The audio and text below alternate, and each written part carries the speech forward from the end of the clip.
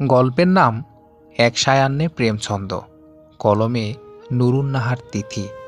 গল্পের দ্বিতীয় পর্ব। ময়মনসিংহতে পৌঁছাতে পৌঁছাতে সন্ধ্যা হয়ে গেছে। 3টা লাগেজ অতি সাবধানে নামিয়ে এখন সিএনজি খুঁজছে মেডিকেল কলেজ পর্যন্ত যাওয়ার জন্য। একা মেয়ে দেখে সিএনজি ড্রাইভাররা অধিক ভাড়া দাবি করছে। প্রায় 10 মিনিটের মতো দাঁড়িয়ে রইল। অচেনা শহর, অচেনা রাস্তা, কোন দিকে কই যাবে কিচ্ছু বোধগম্য হচ্ছে না তিতিরের। সিএনজি ড্রাইভাররাও নিশ্চয়ই বুঝতে পেরেছে মেয়েটা এই শহরের কিছু চিনে না। সিএনজি ড্রাইভাররা যত ভাড়া চাচ্ছে ততটা তার বাস ভাড়ার থেকেও অনেকটা বেশি। আরও কয়েক মিনিট অপেক্ষার পর এক বৃদ্ধ লোক এগিয়ে এসে বলল, মা কই যাইবা? তিতির হকচকিয়ে তাকায়। এই অচেনা শহরে এত কোমল স্বরে তাকে ডাকার মানুষটার দিকে পূর্ণ দৃষ্টিতে চাইল। রাস্তার স্বল্প আলোতে যেটুকু দেখা সম্ভব হলো তাতে তিতির বুঝল লোকটা অধীর আগ্রহে তিতিরের দিকে চেয়ে আছে। তিতির হালকা হেসে বলল, মেডিকেল কলেজের হোস্টেলে যাব চাচা। ঠিক আছে, লও আমার গাড়িতে। ভাড়া লইয়া চিন্তা কইরো না, মেডিকেল কলেজের ওইখানেই আমি থাকি। ন্যায্য ভাড়াই রাখমু। অনেকক্ষণ ধইরা খাড়ায় আছো, লও আমি পৌঁছায় দেই। তিতিরেরও আর দামাদামি করতে ইচ্ছে হলো না। লোকটাকে বিশ্বাস করতে মন সায় দিল। লাগেজগুলো বৃদ্ধ ড্রাইভারের সাহায্যে গাড়িতে তুলে নিল। তারপর তিতির গাড়িতে বসলে ড্রাইভার গাড়ি স্টার্ট করল। ড্রাইভার বলতে লাগে, আমি মেডিকেল কলেজের ওখানেই থাকি। মেডিকেল কলেজের ছাত্ররা আমারে খুব ভালো পায়। কিছু হইলেই আমারে ফোন কইরা কইব, চাচা জলদি আসেন, এক জায়গায় যাইতে হইব। আমিও আর কিছু না ভেবেই চলে যাই। সন্তান থাকতেও নিঃসন্তান আমি। ওরা পাশে আছে বইলা শান্তি লাগে। আমার ও আমার স্ত্রীর চিকিৎসার খরচও ওরাই চালায়। এত মানা করি শোনেই না। বৃদ্ধ ড্রাইভার চাচার কথা শুনে তিতিরের মুখে হাসি ফুটল। তিতির বলল, আজ থেকে তবে আপনি আরেকটা মেয়ে পেলেন। আমাকেও ওদের মতো রাখবেন। রাখমু না কেন? অবশ্যই রাখমু। তিতির মুচকি হাসল। ক্লান্তিতে চুপ করে রইল। কিছু সময় পর গন্তব্যে পৌঁছে ভাড়া মিটিয়ে বলে, ধন্যবাদ চাচা, ভালো থাকবেন। আমার জন্যও দোয়া করবেন। তুমিও ভালা থাইকো মা। তিতির লাগেজগুলো নিয়ে হোস্টেলের ভিতরে গেল। তিতিরের প্রস্থানের পর বৃদ্ধ ড্রাইভার চাচার ফোনে কল আসে। তিনি ফোন রিসিভ করে সালামের জবাব দিয়ে বলেন, হ বাবা, নামাইয়া দিয়া গেছি। মায়াটা একলা খাড়ায় আছিল। মায়াডা তোমার কিছু হয়? আরে না চাচা, ফ্রেন্ডের কথায় এসব করছি। ওহ, আমি ভাবলাম তোমার কিছু হয়। সমস্যা নাই। আচ্ছা চাচা। অর্ক ফোন রেখে বলে, এই রাফি মাশরিফ রে মেসেজ করে জানা। আমি ওয়াশরুমে গেলাম। এই বলে অর্ক ওয়াশরুমে দৌড় দেয়। শুভ বলে, রাফি ফোন দে। নেটে নাই দেখলাম। তুই দে। আমার ফোনে টাকা থাকলে তো চাচারে আমিই ফোন দিতাম। ব্যালেন্সের মেয়াদ শেষ। কালকে সকালে ব্যালেন্স নিতে হবে। রাফির কথায় শুভ মাশরিফকে ফোন লাগায়।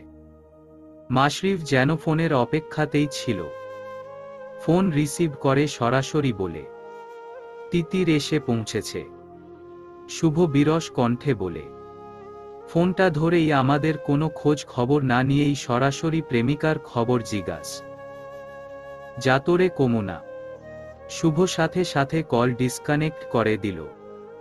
রাফি অবাক হয়ে বলল, ফোন যখন দিছিস তো কথাটা বলেই কাটতি। শুভ দাঁত বের করে হেসে বলে, এখনও ফোন দিবে? দেখ খালি। সত্যি সত্যি মাশরিফ ফোন দিল। খুব আয়োজন করে, সালাম দিয়ে জিজ্ঞাসা করে, কেমন আছিস তোরা? বহুদিন দেখা সাক্ষাৎ নাই। হইছে থামো, আমরা সবাই ভালো আছি। তোর তিতির পাখিও হোস্টেলে এসে পৌঁছে গেছে। শান্তি। মাশরিফ স্বস্তির নিঃশ্বাস নিয়ে বলে, থ্যাংক ইউ রে। আমি আর 2 দিন পর টাঙ্গাইল আসব। তারপর আম্মুকে মির্জাপুর থেকে বাসায় নিয়ে আসব। তোদের সাথেও দেখা করব। শুভ রম্যস্বরে বলে, আমাদের সাথে নাকি? মাশরিফ হালকা হেসে বলে, তোদের সাথেই দেখা করতে আসব যতদিন থাকব। তার মধ্যে একটুখানি সুযোগের সদ্ব্যবহার করলাম আর কি। তুই মিয়া বহুত চালাক। তা আন্টিকে বলছিস? শুভর প্রশ্নের জবাবে মাশরিফ ঘন নিঃশ্বাস ফেলে হতাশ স্বরে বলে, না, অনেক কিছু মাকে জানানোর আছে। আগের হৃদপ্রিয়া তার আমন্ত্রণ গ্রহণ করুক। রাফি, শুভ, অর্ক সমস্বরে বলে ওঠে, কবুল হোক। মাশরিফের সাথে বসে অভিও বলে, কবুল হোক। মাশরিফ হেসে ফেলে বলে, একদিন রাতুল, রনিতকেও বল না রাজশাহী থেকে আসতে। 7 বন্ধুর একটা ছোটখাটো গেট টুগেদার হয়ে যাক। হ্যাঁ বলবো, ওরাও বলছিল। রাফির জবাবে মাশরিফ বলে, আচ্ছা থাক তবে, নামাজ পড়ে নেই। বাই। বন্ধুদের কথা শেষ হলে মাশরিফ ও অভি নামাজ পড়তে যায়। নামাজের পর ডাইনিংয়ে যাবে ডিনারের জন্য। হোস্টেল সুপার তিতিরকে তিতিরের রুম দেখিয়ে দিল। রুমে আরও 2 জন আছে। হোস্টেল সুপার বললেন, শুনো তিতির, এখানে এরা ফরেন স্টুডেন্ট। অন্য রুমে তোমাকে দেওয়া হয়নি। মেয়েরা খুব ভালো, আশা করি মিলে চলতে পারবে। তিতির কৃতজ্ঞতা প্রকাশ করে বলে, ধন্যবাদ ম্যাম। আমি চেষ্টা করব ওদের সাথে বন্ধুত্ব করার। হোস্টেল সুপার চলে গেলে তিতির ব্যাগগুলো নিয়ে নিজের বেডে বসে। পাশের বেড থেকে এক মেয়ে বলল, hello, myself Lira. Hello, myself Tahiya Noor Titir. তিতিরের প্রত্যুত্তরে লিরা বলে, তোমার নামটা খুব বড়। Can I call you Titir? তিতিরের বিষম লেগে যায়। তিতির বলে, তিতির না, তিতির। ইংলিশে টি হলেও বাংলাতে তো উচ্চারণ হয়। লিরা মিষ্টি হেসে বলে, sorry Titir, I can understand Bangla but some word. Titir হেসে বলে, it's okay, you can call me Titir. Thanks, it will take some time to pronounce. First time Bengali roommate. Hey Titir, meet my friend Julia. আমাদের বাংলাদেশ অনেক ভালো লাগে। That's why we are here. You know, both of our parents are Bangladeshi, but they are no more. Titir মলিন হাসল। এত সুন্দর প্রাণোচ্ছল মেয়েগুলোকে দেখে মনেই হয় না ওরা পরিবারহীন। তিতির বলল, sorry, no no, it's okay, তুমি রেস্ট নাও। তিতির হালকা হেসে হাত মুখ ধুতে চলে যায়। ফ্রেশ হয়ে বেরিয়ে মা ও হিয়াকে ফোন করে সব জানায়। নতুন ভোর, স্নিগ্ধতায় ভরপুর। নতুন শহরে প্রথম সকালটাতেই মন ভালো হয়ে গেল তিতিরের। আজকে এখানে প্রথম ক্লাস করতে যাবে। একটু ভয় ভয় করলেও অন্যরকম উৎসাহ কাজ করছে। হঠাৎ পাশ থেকে কেউ কফির মগ এগিয়ে দিলে তিতিরের ভ্রু কুঁচকে আসে। পাশ ফিরে চাইলে দেখে লিরা। লিরা চমৎকার হেসে বলে, গুড মর্নিং। তিতিরও হেসে বলে, গুড মর্নিং। কফি। তিতির লিরার হাত থেকে কফির মগটা নিয়ে বলল, থ্যাংক ইউ। লিরা নিজে নিজেই তিতিরকে অনেক কিছু জিজ্ঞাসা করা শুরু করে। তিতিরও ওর সাথে তাল মিলাচ্ছে।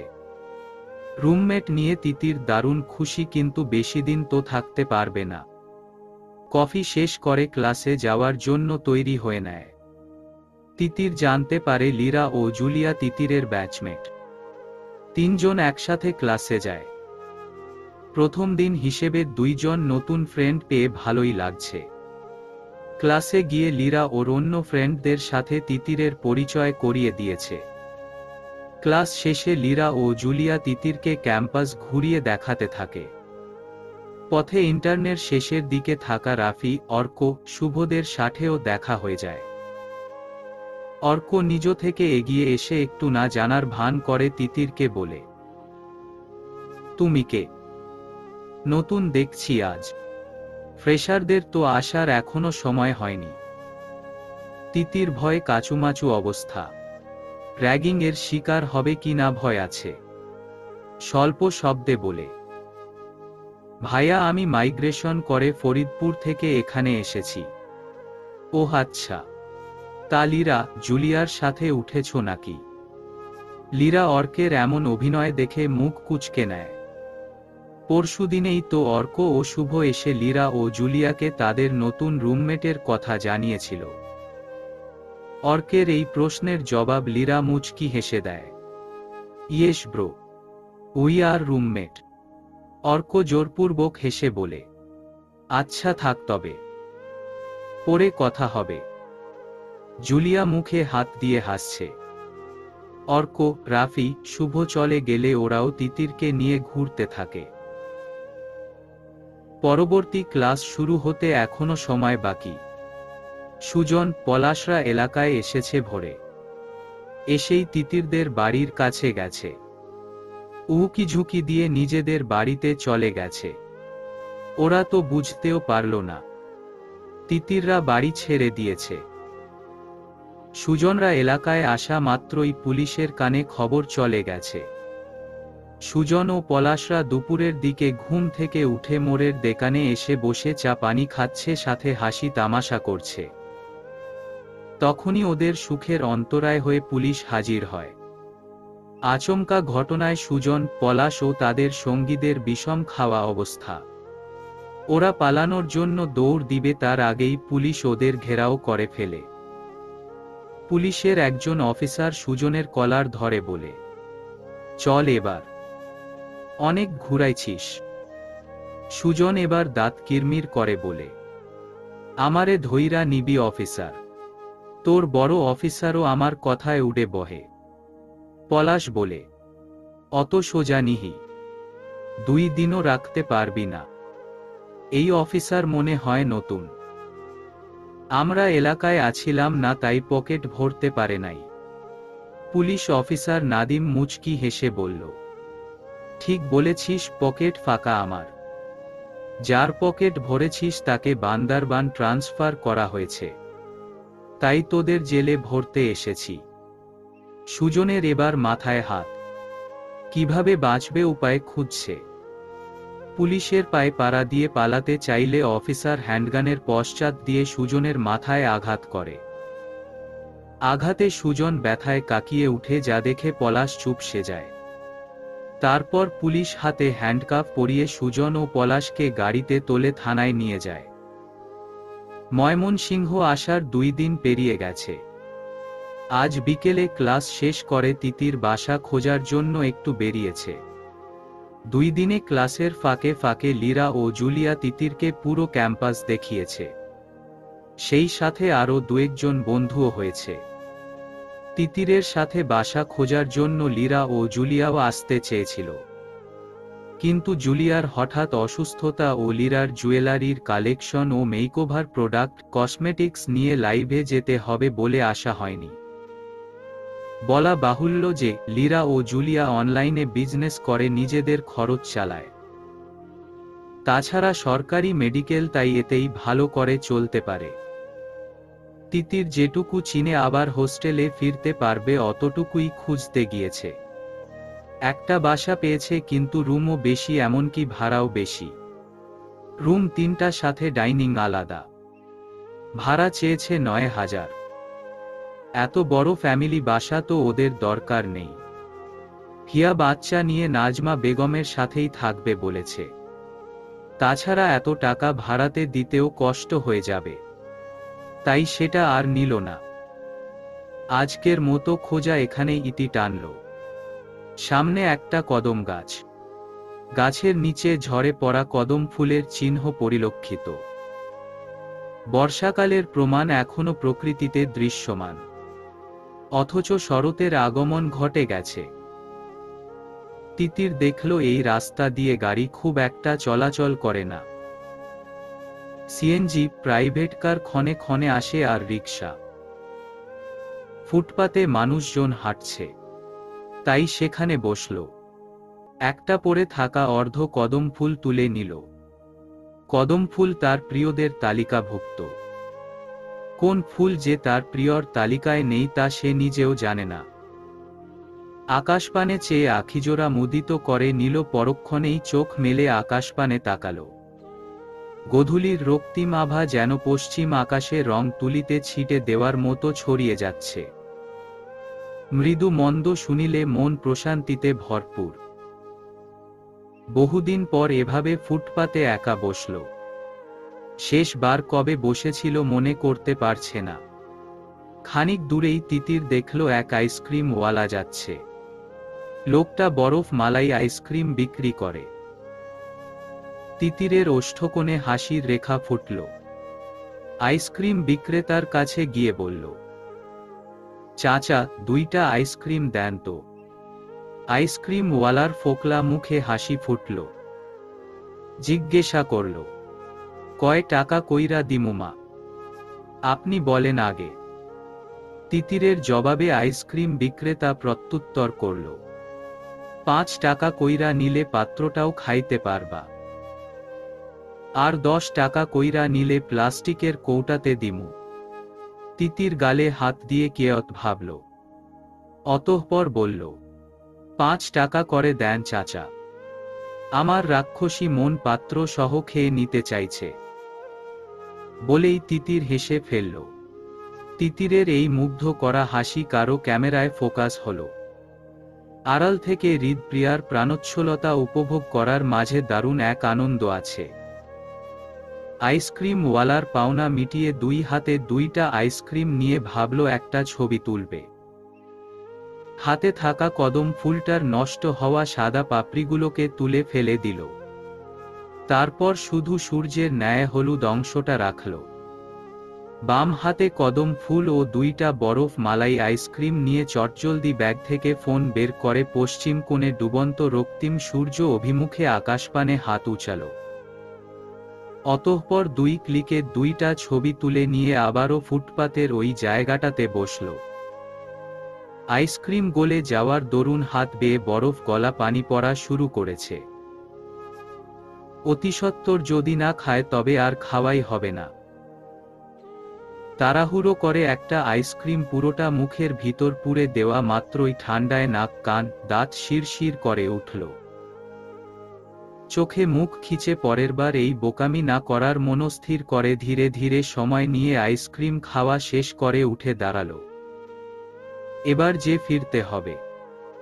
আকাশ দেখে মনে হচ্ছে এখনো সন্ধ্যা নামার ঢের সময় বাকি, কিন্তু প্রভাকর যে আজকের মতো নিদ্রাতে চলে গেছে।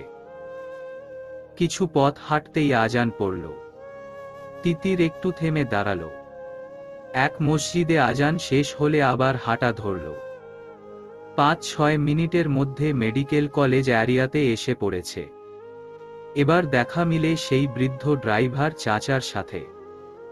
তিতির ভাবল, রাতে পড়ার সময় খিদে পেলে খাওয়ার জন্য বিস্কিট চকলেট কিনে নিয়ে চাচার সাথে একটু সালাম বিনিময় করবে।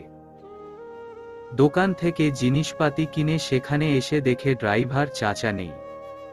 তিতির এবার হোস্টেলে ফিরতে উদ্ধত হলে একজন ডাক দেয়, এই মেয়ে। তিতির ঘাবড়ে তাকাল। দেখল তার সিনিয়র। সেদিন যেই ছেলেটা লীরা জুলিয়াদের সাথে ক্যাম্পাস ঘুরে দেখার সময় এসেছিল সেই ছেলেটা। সাথে আরো 3 জনকে দেখা যাচ্ছে। একজনের চেহারা স্পষ্ট কিন্তু বাকি 2 জনের চেহারা অস্পষ্ট। ছেলেটা বলে, এদিকে আসো। তিতির খানিক আগায়। ভাবতে থাকে কোনো ভুল করেছে কিনা। তুমি কি আমাকে চিনতে পারছো না? আমি অর্ক। ওই দিন যে কথা হলো। অর্কর পরিচিতি পর্বে তিতির হাসার চেষ্টা করে বলল, জি চিনেছি ভাইয়া। অর্ক আবার জিজ্ঞাসা করে, কোথায় গিয়েছিলে? সিনিয়রদের সালাম দিতে হয় জানো না? তিতির থতমত খেয়ে সালাম দেয়। পাশ থেকে এক পুরুষালী কণ্ঠস্বর ভেসে আসে, অর্ক, ওকে যেতে দে, সন্ধ্যা হয়ে গেছে। কিছু বলার হলে বল, নয়তো শুধু শুধু সময় নষ্ট করছিস।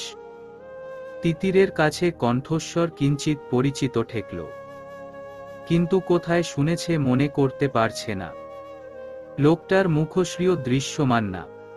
এবার শুভ নামের ছেলেটি এগিয়ে এসে বলল, তোমাকে বিকেলে ক্যাম্পাস থেকে একা বের হতে দেখেছিলাম। তুমি তো মাইগ্রেশন করে এসেছ, এই শহর চেনো? না, মানে এমনি বেরিয়েছিলাম। তিতিরের জবাবে শুভ বলে, ও আচ্ছা, কোনো হেল্প লাগলে বলতে পারো। আমাকে না পেলেও রাফি ও অর্ককে পাবেই। শুভর কথায় ওর বন্ধুরা বিরক্ত হলাম। রাফি শুভর মাথায় চাটা মেরে তিতিরকে উদ্দেশ্য করে বলল, তুমি যাও এখন, কোনো হেল্প লাগলে জানাবে। তিতির মাথা নাড়িয়ে আবার সালাম দিয়ে চলে আসে। তিতির চলে গেলে মাশরিফ এবার ঘুরে তাকায়। সে আজই এসেছে। প্রথমে টাঙ্গাইল যাওয়ার বদলে এখানে এসেছে। বিকেলে এসেই তিতিরকে বের হতে দেখে পিছু নিয়েছিল।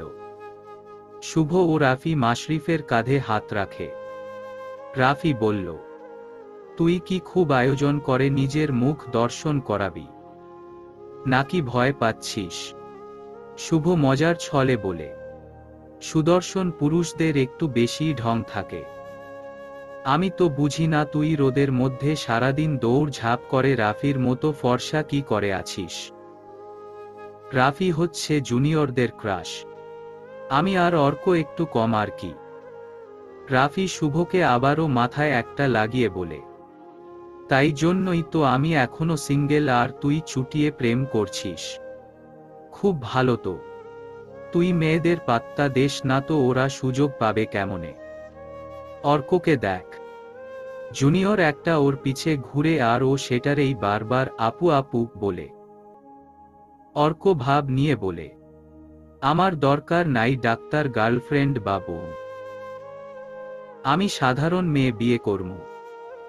এদিকে বাসায় আম্মা বলতেছে বিয়ে ঠিক করে রাখছে, বারবার বলতাছে ঢাকা ফিরতে। মাশরিফ হেসে বলে, করে ফেল তবে। সবার আগে তুই বিয়ে করে অভিজ্ঞতা জানা, সবার শেষে মনে হয় আমার বিয়ে দিবে। হঠাৎ শুভ বলে, এই মাশরিফ, তোর পিছে যে ঘুরে ওই মেয়েটার কি খবর? কি যেন দিয়া নাম? রাফি ব্যঙ্গ করে বলে, মাসু বেবি, আমাকে কাশু বলবা হ্যাঁ। মাশরিফ রাফির কথায় চটে গিয়ে দুয়েক ঘা লাগিয়ে বলে, ভাবতেছি এবার মাকে বলবো চলো তোমার কোয়ার্টারেই থেকে যাই। কয়দিনের জন্য আবার বাড়িতে যাওয়ার দরকার কি?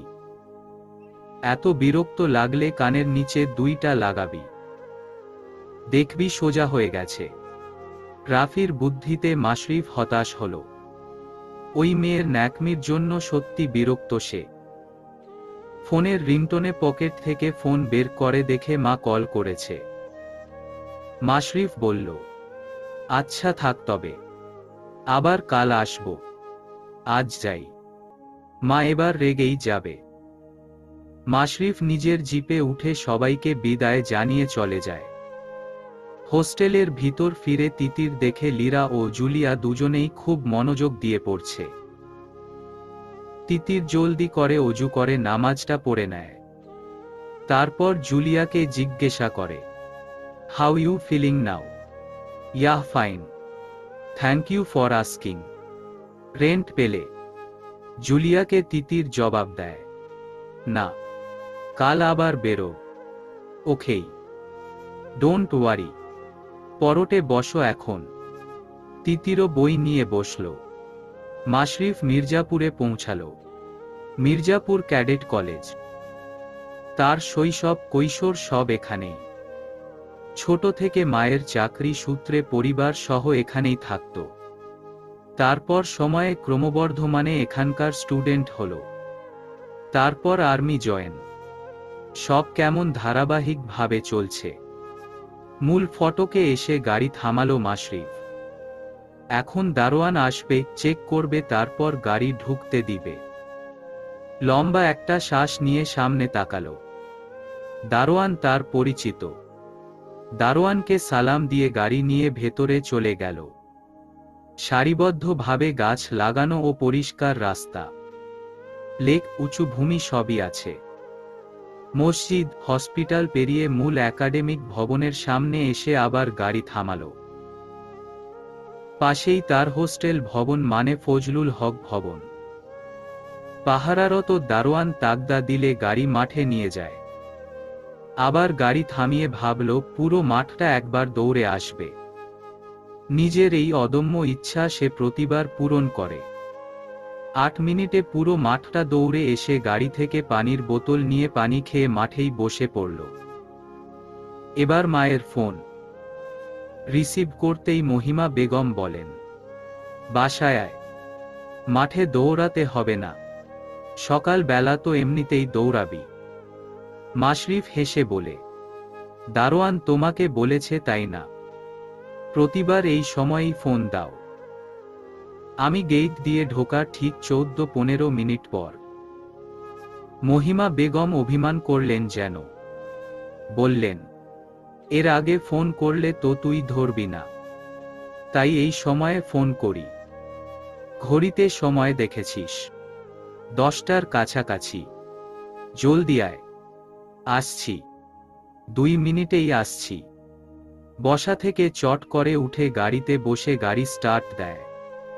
তারপর গাড়ি জায়গা মতো পার্ক করে বাসায় প্রবেশ করে। মহিমা বেগম দরজা খুলেই রেখেছিলেন। সেই সুযোগে মাশরিফ দৌড়ে মাকে জড়িয়ে ধরে বলল, 3 মাস তাই না? 3 মাস পর আসলাম। হ্যাঁ, মাঝে ছুটি পেয়েও আসিসনি তাও জানি। আমার কথা তো মনে পড়ে না। মায়ের অপ্রতিরোধ্য অভিযোগে মাশরিফ হালকা হাসে। অতঃপর বলে, তোমার জন্য একটা সারপ্রাইজ রেডি করতেই তো আসিনি। সারপ্রাইজটা পেয়ে তুমি অনেক খুশি হবে। কোনো মেয়ে পছন্দ করেছিস নাকি? বিয়ে করবি? বল, মেয়ে কোথায় পড়াশোনা করে? ছবি আছে। মায়ের অত্যাধিক অধীরতায় মাশরিফ কপালে হাত দিয়ে মাকে চেয়ারে বসিয়ে বলে, নাম, ছবি এসব কিছুই বলবো না। তবে এক ডাক্তারনি পাবে, যে তোমাকে টাইট দিয়ে রাখবে। বাকিটা সারপ্রাইজ। আর বিয়ে এখনই করব না। ডাক্তারনি আগে জানুক। ডাক্তার, ইঞ্জিনিয়ার বা কিছু নাই করুক, তাতেও কোন সমস্যা নেই। শুধু মেয়েটা ভালো হোক, যে আমার অবর্তমানে সবসময় তোর সাথে থাকবে। মায়ের এহেন অশুভ কথায় মাশরিফ ভারী রুষ্ট হল। তুমি সবসময় এসব বলো কেন? দেখো পরের 6 মাসেও আসব না। মহিমা বেগম ছেলের মাথায় হাত বুলিয়ে মুচকি হেসে বললেন, আচ্ছা ঠিক আছে, আর বলবো না। এইবার চল তো, ফ্রেশ হয়ে খেয়ে নিবি। ওর পছন্দ মতো পাঙাশ মাছের মাথা দিয়ে মুড়িঘণ্ট করেছি। তারপর করলা দিয়ে শিং মাছের ঝোল আর চিকেন সবজি। জানি রাতে বেশি খেতে পারবি না, তাই এটুকু। সাথে তোর পছন্দের পাটি সাপটা পিঠাও আছে। এসব কম মা, এগুলোর জন্য কম করে হলেও 1.5 প্লেট ভাত খেতে হবে। আর পাটি সাপটা এজন্যই অভি বলে বাসায় গেলেই অভ্যাস খারাপ হয়ে যায়। মাশরিফের কথায় মহিমা বেগম বলেন, তোর সব বন্ধুদের নিয়ে আসিস। ওদের কথা মতো একদিনেই মোটু করে দিব। যা এবার ফ্রেশ হ। মাশরিফ মাকে আরেকবার জড়িয়ে ধরে ফ্রেশ হতে চলে যায়। তিতির পড়ছে এমন সময় নাজমা বেগমের ফোন আসে।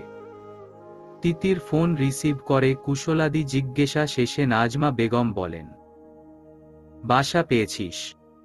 না মা, কাল আবার বের হব। নতুন মাস তো শুরু হলো আজকে। কি করবি? তিতির হতাশ স্বরে বলল, দেখি কি করা যায়।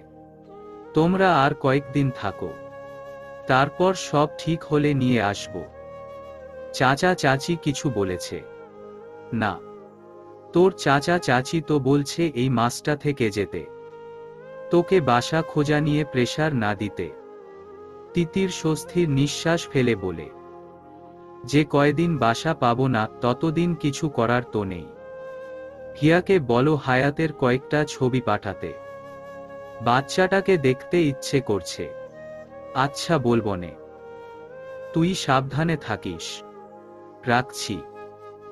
কথা বলা শেষে দেখে লীরা তিতিরের দিকে তাকিয়ে আছে। তিতির ইশারায় কি হয়েছে বুঝালে লীরা বলল, nothing, you can talk with Rafi Arko ভাইয়া, they can help you really, but. Lira এবার তিতিরের পাশে এসে বলল, দে আর সো ফ্রেন্ডলি। তোমার সিট। হুট করে লীরা থেমে গেল। তিতির ভ্রুকুচকে জিজ্ঞাসা করে, আমার সিট কি? লীরা কিয়ৎ ভাবল, অতঃপর বলল, সিট পরে পেয়েছো, দ্যাটস হোয়াই প্রবলেম হচ্ছে। লীরার কথার ভাবার্থ তিতিরের মাথায় ঢুকল না। তিতির আর জিজ্ঞাসাও করল না, হালকা হেসে আবার পড়তে শুরু করে। লীরা নিজের বেডে গিয়ে বুকে হাত দিয়ে স্বস্তির নিঃশ্বাস ফেলে। সুজন, পলাশদের জামিন নিয়ে এক উকিল এসেছে। হিয়ার উপর আক্রমণের কেন প্রমাণ দেই বলে কোর্টেও চালান করতে পারেনি। নতুন অফিসার নাদিম বিপাকে পড়ে যায়। 2 দিন যাবৎ তাই শুধু আটকেই রেখেছে। এবার উকিলকে নাদিম বলেন, তিয়াস আহমেদের হত্যা মামলার আসামি ওরা। তিয়াস আহমেদের পরিবার হত্যা মামলা দায়ের করেছিল। তারা মানে না ওটা অ্যাক্সিডেন্ট। সেটার ইনভেস্টিগেশন মাঝপথে থামিয়ে দিয়ে কেসটা অ্যাক্সিডেন্ট হিসাবে চালিয়ে দিয়েছে আগের পুলিশ অফিসার। সেটার আবার রিওপেন হবে। উকিল এবার বললেন, কোন প্রমাণ না পেলে সেটাকে হত্যা মামলা কিভাবে বলা হয়? কেউ কোনো প্রমাণ দিতে পারেনি।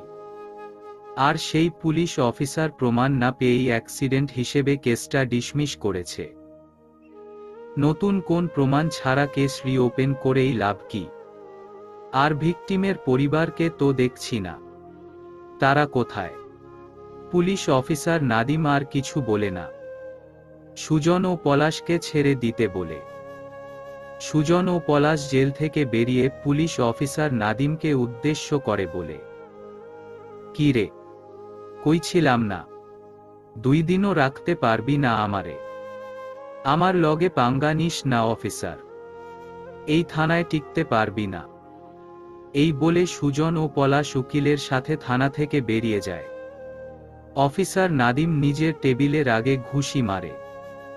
থানা থেকে বেরিয়ে পলাশ উকিলকে জিজ্ঞাসা করে, উকিল সাব, আমাগো জামিন করাইল ক্যাডা?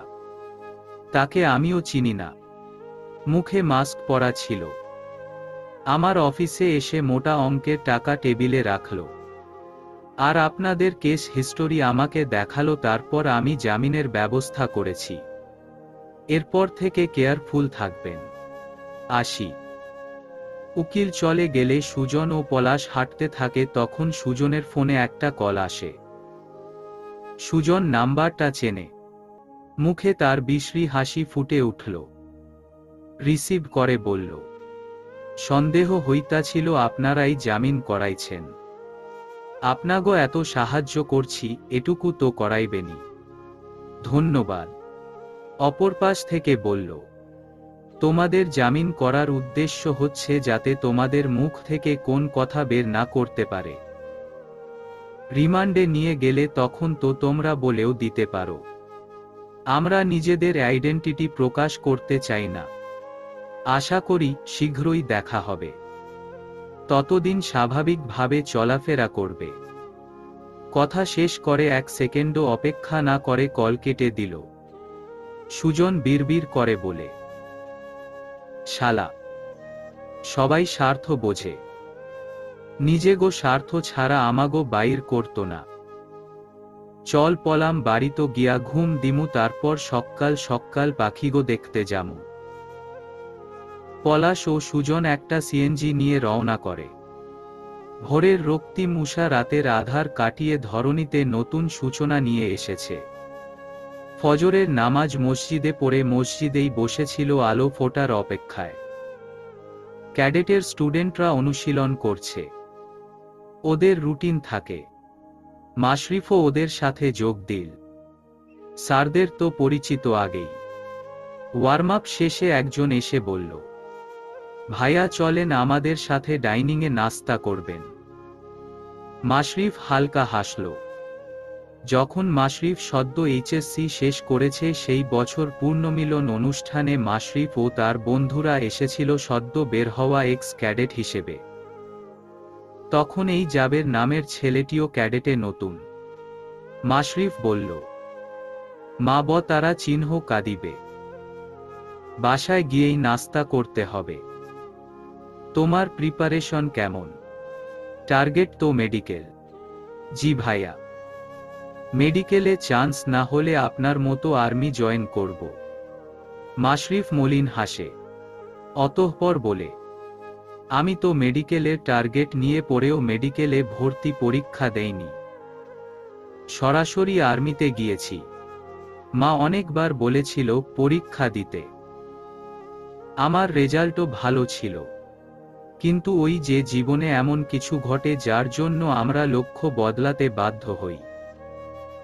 আমার লক্ষ্য বদলে গেল। তুমি মেডিকেলের জন্য আপ্রাণ চেষ্টা করবে। মির্জাপুর ক্যাডেটের ছাত্র হয়ে কোনো সরকারি মেডিকেলে চান্স হবে না তা মানাই যায় না। জি ভাইয়া। দোয়া করবেন। আসি তাহলে। ডাইনিংয়ে যাওয়ার জন্য ড্রেস বদলাতে হবে।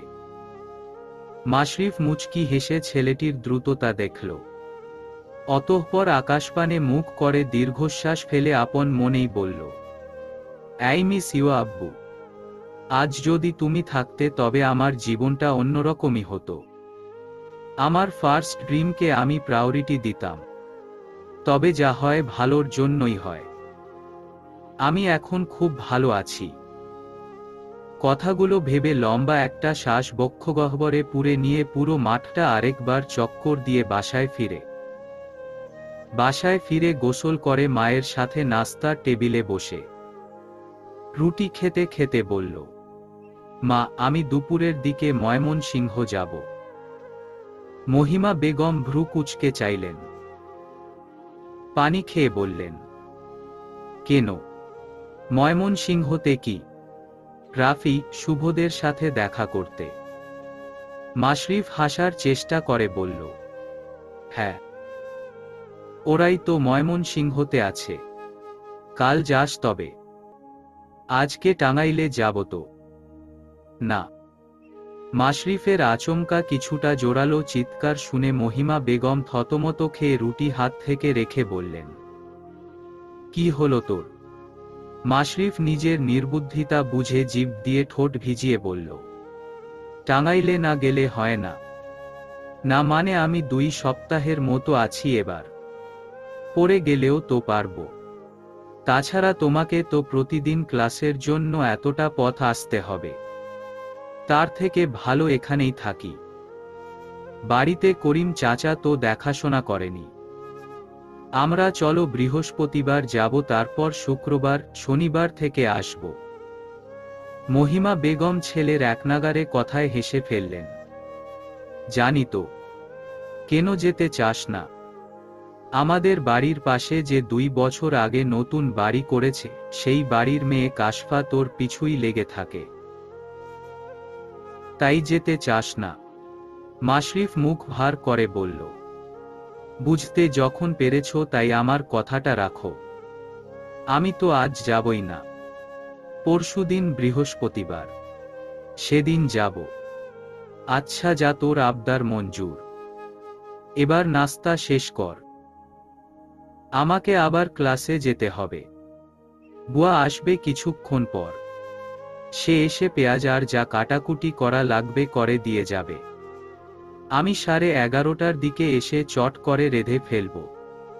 মাশরিফ মৌন সম্মতি দিয়ে খেতে থাকে। মহিমা বেগম নাস্তা শেষে বেরিয়ে যান। সকালের ক্লাসটা করে তিতির যখন ক্লাসরুম থেকে বেরোবে তখন দুইজন ফ্রেন্ড জারিন ও নাদিয়া আসে। জারিন বলে, গতকাল না আমরা ফ্রেন্ড হলাম, তাহলে তুই আমাদের ছেড়ে একা একাই ক্লাস থেকে বের হয়ে যাচ্ছিস কেন? তিতির চমকালো। আচানক সম্বোধনে হতবিহ্বল হয়ে পড়ল। ফরিদপুরের বন্ধুদের কথা খুব করে মনে পড়ছে। ফরিদপুরের মেডিকেলে ক্লাস শুরু করার পর তৃতীয় দিন ইতি এসে তিতিরকে এভাবেই আচানক অধিকারবোধ নিয়ে কথাগুলো বলেছিল। তিতিরকে ভাবতে দেখে নাদিয়া তিতিরের মুখের সামনে তুড়ি বাজায়। কোথায় হারালি? ধ্যান ভাঙে তিতিরের। কই না তো। কি বলবে? বলছি কি, চল একসাথে ক্যাম্পাসে বসি। লীরা ও জুলিয়াও ক্যাম্পাসেই আছে। জারিনের কথায় তিতির রাজি হয়। কিছু না বলে ওদের সাথে যেতে থাকে। ক্যাম্পাসের এক জায়গায় গিয়ে বসে ওরা। সেখানে 3 জন ছেলেও আছে, আশফি, রনক ও ইমরান। সবার সাথে তিতিরকে পরিচয় করিয়ে দেয়। রনক বলে, তুমি হঠাৎ মাইগ্রেশন করলে কেন?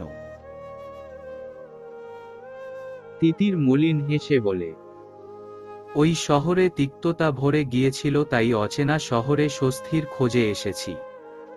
ফ্রেন্ডদের ছেড়ে আসতে কষ্ট হয়নি। ইমরানের প্রশ্নে তিতির জবাব দেয়, হয়েছে, কিন্তু ওই যে নিজের ঠিকানা বদল করাটা ভীষণ জরুরি ছিল। লীরা বলল, ইটস ওকে, আমরা now friends. Rest of the time we will be together. Yes, now we are team. নাদিয়ার কথায় বাকিরাও তাল মিলায়। তিতিরও সায় দিয়ে হালকা হাসে। তখনই সেখানে সিনিয়রদের টিম হাজির হয়। আশফি, রনক ও ইমরান উঠে রাফি, অর্ক, শুভর সাথে ভ্রাতৃত্বপূর্ণ আলিঙ্গন করে। অর্ক বলল, তা নতুন জুনিয়র, কেমন লাগছে ক্যাম্পাস? তিতির প্রথমবারে বুঝতে পারেনি কথাটা যে তাকেই বলা হয়েছে। তারপর সবার ভাব ভঙ্গি ও চাহনি দেখে বুঝতে পারে। ভালো ভাইয়া। রাফি বলল, গতকাল কোথায় গিয়েছিলে? তোমাকে আমি এক বাসার নিচে দেখেছিলাম। তিতির কিছুক্ষণ মৌন থেকে জবাব দেয়, আসলে ভাইয়া একটা বাসা খুঁজছি। 2 রুমের বাসা। মা আর ভাবিকে নিয়ে আসবো তাই। ওহ আচ্ছা, আমাদের বললেই পারতে। প্রায় 6 বছর ধরে এখানে আছি। এখানের অনেক কিছুই চিনি। তুমি কালকের মধ্যে আশা করি খোঁজ পেয়ে যাবে। আর কিছু প্রয়োজন হলে অবশ্যই বলবে। রাফির কথায় তিতিরের ওষ্ঠকোণে হাসির রেখা ফোটে। ধন্যবাদ ভাইয়া, অনেক উপকার করলেন। রাফি হালকা হাসে। লীরা বলে ওঠে, আই টোল্ড ইউ না, সিনিয়ররা হেল্প করবে। And they are willing to help you. Rafi লীরাকে দিকে চোখের ইশারায় শাসায়। তিতির প্রশ্ন করে, কেন? এবারও লীরা কথা ঘুরিয়ে বলে, বিকজ দে আর সিনিয়র।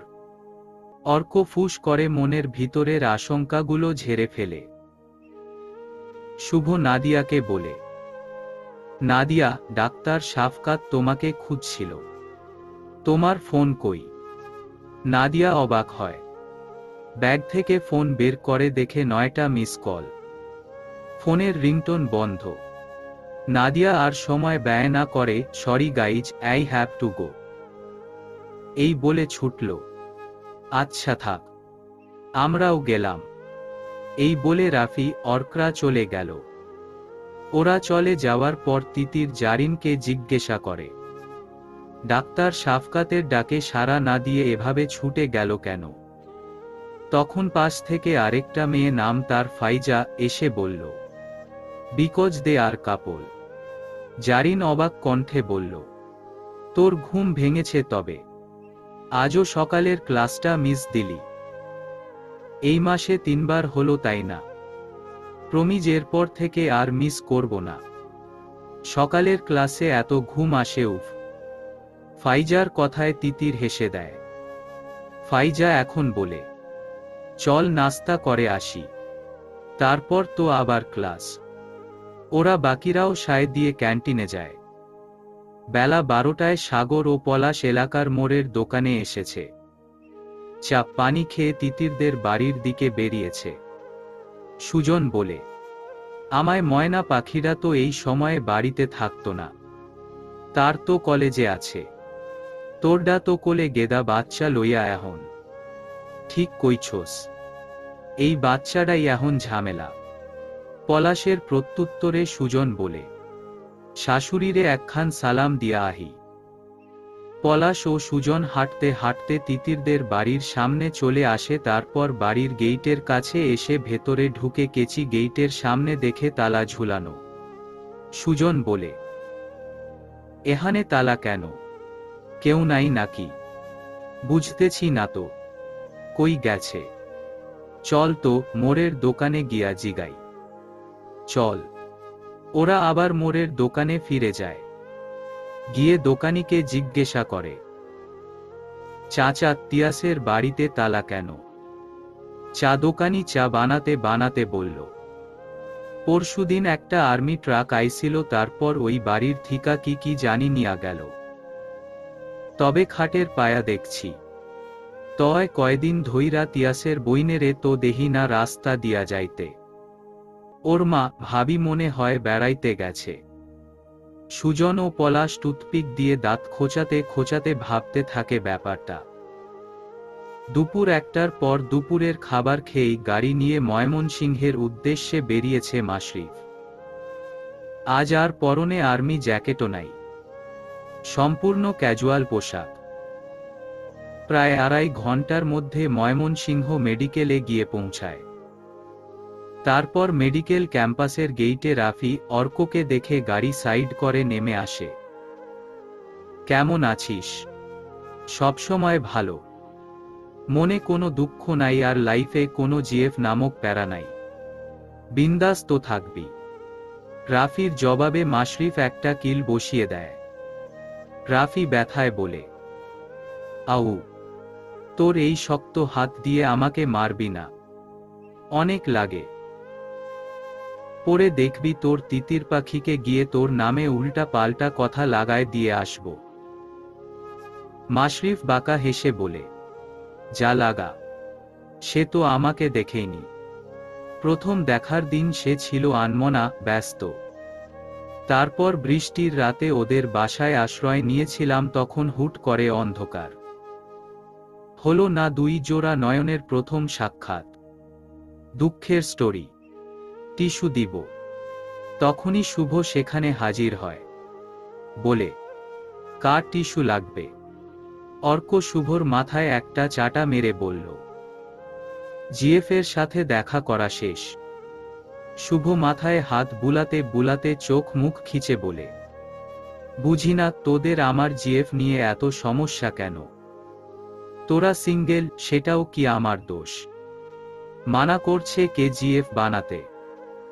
আর এই আসছে আরেক ভবিষ্যৎ দেবদাস। তোমার পারু যখন ফুরুত হবে তখন তুমি দুঃখে হাহুতাশ করবা। বুঝছোস?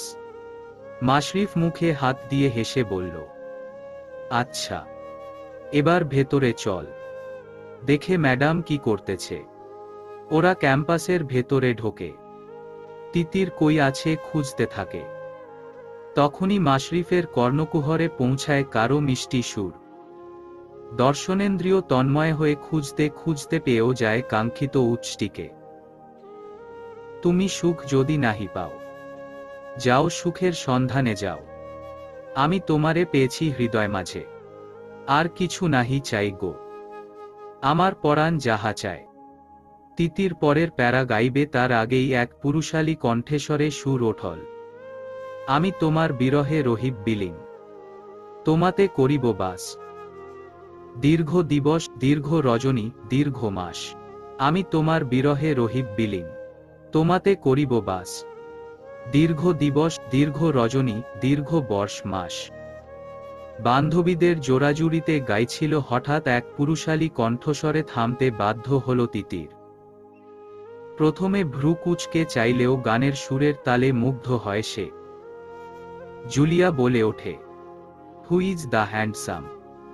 জুলিয়ার মন্তব্যে লীরা আস্তে করে চিমটি কাটে। জুলিয়া কপাল কুঁচকে ইশারা করলে লীরা ওর কানের কাছে গিয়ে ফিসফিসিয়ে বলে। জুলিয়া এবার বুঝতে পেরে মুচকি হেসে চুপ করে যায়। রনক, ইমরান, আশফি করতালি দিয়ে সমস্বরে বলে ওঠে, দারুণ ভাই, দারুণ। অর্ক দাঁত কেলিয়ে হেসে বলল, সুপার দোস্ত, তুই তো ফাটিয়ে দিয়েছিস। আর তিতির, তুমি তো দারুণ গান করো। ধন্যবাদ ভাইয়া। মাঝে মধ্যে রবীন্দ্রসঙ্গীত শোনা হয়, তাই দুয়েক লাইন পারি।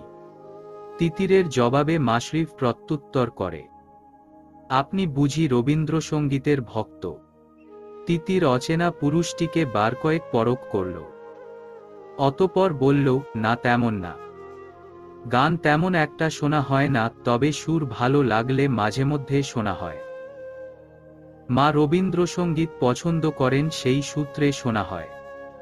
আমারও গান শোনা হয় না, মা শুনলে শুনি একটু। মাশরিফের জবাবে তিতির মুচকি হাসল।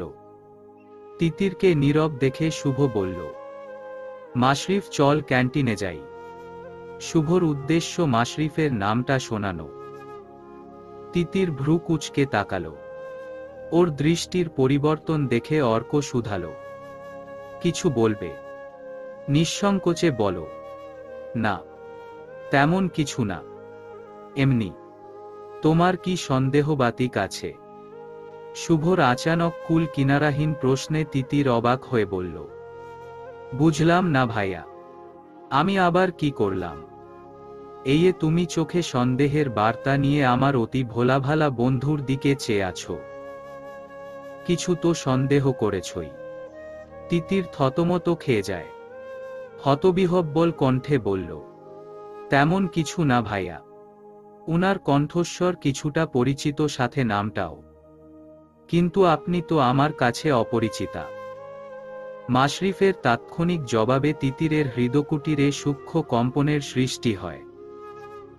রবীন্দ্রনাথ ঠাকুরের অপরিচিতা গল্পের কল্যাণীর কথা মনে পড়ে হুট করেই। মাশরিফের ওষ্ঠদ্বয় দ্বারা কিছু শব্দ জনসম্মুখে প্রকাশিত হল না। বলতে পারল না, তুমি আমার বহু আকাঙ্ক্ষিত অপরিচিতা প্রেয়সী। নাদিয়া প্রশ্ন করল, ভাইয়া আপনি কোন মেডিকেলে পড়েন? অর্কের জবাব, ও মেডিকেলে পড়ে না, ও তো। অর্ককে মাঝপথে থামিয়ে মাশরিফ বলল, আমি ওদের সাথে মির্জাপুর ক্যাডেটে ছিলাম, সেখান থেকে ফ্রেন্ডশিপ। ও আচ্ছা। রাফি বলে, চলো সবাই, আমাদের সাথে ক্যান্টিনে চলো, আজ মাশরিফ আমাদের ট্রিট দিবে। কথাটা বলেই মাশরিফের দিকে চেয়ে শয়তানি হাসি দেয়। মাশরিফ চোখ গরম করে তাকালে প্রসঙ্গ বদলাতে তিতিরকে উদ্দেশ্য করে বলল, তিতির, তোমার বাসা ভাড়ার জন্য আমি খোঁজ লাগিয়ে দিয়েছি, দ্রুত আপডেট পাবে। তিতির কৃতজ্ঞতা স্বরূপ মিষ্টি হাসে। চলো চলো, সবাই ক্যান্টিনে চলো। Treat form Mashrif. অর্কের উচ্ছ্বাসিত কণ্ঠে ওর বন্ধুরা স্বর রনক, ইমরান, আশফিও হই হই করে ওঠল। ছেলেরা সহ লীরা, জুলিয়া, নাদিয়া, জেরিন চললেও তিতির ঠায় দাঁড়িয়ে রইল। মাশরিফ কয়েক কদম এগিয়েও পিছিয়ে এসে বলল, চলুন। তিতির হকচকিয়ে চেয়ে মৃদুস্বরে বলল, আপনারা যান, আমি রুমে যাব। মাশরিফ এবার হাত উঁচিয়ে খানিক জোরালো কণ্ঠে ঘোষণা করল, গাইজ, মিস তিতির না গেলে ট্রিট ক্যান্সেল। এখন বুঝো কি করবে। তিতির অবাক হয়ে বলে, মানে কি? আপনার ট্রিটের সাথে আমি কিভাবে সম্পর্কিত? সম্পর্কিত না। মাশরিফের দ্বিধাহীন প্রশ্নে তিতির আবারও থতমত খেয়ে যায়। প্রশ্নের জবাব দিতে কিঞ্চিত নয়, বেশ খানিকটাই মস্তিষ্কে জোর দিতে হবে। ওর এই হতবিহ্বল মুখাবয়ব দেখে মাশরিফ মাথা নুইয়ে হেসে আবারও তিতিরের চোখপানে দৃষ্টি স্থাপন করে বলে, মস্তিষ্কে বেশি জোর দিতে হবে না ডাক্তার ম্যাম। আপনার গানের সাথেই কলি মিলিয়েছিলাম। তারপর কি থেকে কি হলো তা নিয়ে আমারও মনে সংশয় আছে। তাই চলুন। আপনার বন্ধুরা যাচ্ছে তো আপনি বাদ যাবেন, তা তো আমার ঘোর অপমান। অপমান? আমি আবার আপনার অপমান করলাম কখন? তিতিরের সন্নিগ্ধ কণ্ঠস্বর ও প্রশ্নাত্মক দৃষ্টিতে মাশরিফ আবারও হাসে, হেয়ালিপূর্ণ কণ্ঠে বলে, তা তো আমিও জানি না। আপনি যদি জানেন তবে বলুন, নয়তো চলুন। যেটা সহজ মনে হয় সেটাই করুন। তিতির ঘন নিঃশ্বাস ফেলল। সব তার ব্রেনের চার কাঠি উপর দিয়ে যাচ্ছে। লীরা ও জারিন এগিয়ে এলো। জারিন বলে, চল না, কথা বাড়াচ্ছিস কেন? উনারা যেহেতু ট্রিট দিতে চাইছে তো তুই মানা করছিস কেন? সিনিয়ররা এমন ট্রিট মাঝে মধ্যেই দেয়। চল তো। কিন্তু জারিন এবার তিতিরের হাত টেনে হাঁটা শুরু করেছে। অজ্ঞতা তিতির সাথে চলল। ক্যান্টিনে গিয়ে চিকেন স্যান্ডউইচ ও চিকেন পাকোড়া বলে সেসব অর্ডার করল। অল্প অর্ডারই করল। 3টা টেবিল পাশাপাশি সংযুক্ত করে ওরা চেয়ার টেনে বসল। মাশরিফ ভনিতা করে প্রশ্ন করল, মিস তিতির, শুভ বলল আপনি বাসা খুঁজছেন, কিন্তু কেন? আমার মা, ভাবি ও ভাতিজিকে নিয়ে আসতে। কিন্তু মিস তিতির, এতদিন পর কেন? মানে নতুন বাসায় তো মাসের প্রথমে ওঠে, তার জন্য আগের মাসে ঠিক করে রাখতে হয়। তা আজ তো অক্টোবর মাসের 2 তারিখ। মাশরিফের প্রশ্নে তিতির লম্বা শ্বাস নেয়। অতঃপর বলে, আমি ফরিদপুর থেকে মাইগ্রেশন করে এখানে এসেছি কয়েকদিন হলো তাই। মাশরিফ কিছু মনে পড়ার ভান করে বলে, ফরিদপুর 3-4 বার যাওয়া হয়েছে। তামিজ তিতির, হঠাৎ চলে আসলেন কেন? তিতিরের এবার খানিকটা বিরক্ত লাগে। তিতির বলল, বারবার মিস তিতির বলতে হবে না, আপনি সরাসরি তিতির বলতে পারেন। ফরিদপুর থেকে এখানে কিছু সমস্যার কারণেই এসেছি। মানুষ শখে তো মাইগ্রেশন করে না। তিতিরের বিরাগী কণ্ঠে মাশরিফ দমে যায়। বুঝে যায় তার অভিনয় একটু বেশি বিতৃষ্ণার সৃষ্টি করেছে। কণ্ঠে অনুতাপের সুর এনে বলে, দুঃখিত আমার অনাধিকার চর্চার জন্য। এরপর সবাই কয়েক সেকেন্ড নীরব থাকে। তারপর খাবার চলে, আসলে খাওয়া শুরু করে। তিতির খাবার না খেয়ে বসে আছে বলে মাশরিফ তা দেখে বলে, আমার উপরের রাগ খাবারের প্রতি আনবেন না প্লিজ। তিতির তাও খাচ্ছে না দেখে মাশরিফ হুট করে এক কাণ্ড ঘটিয়ে বসল।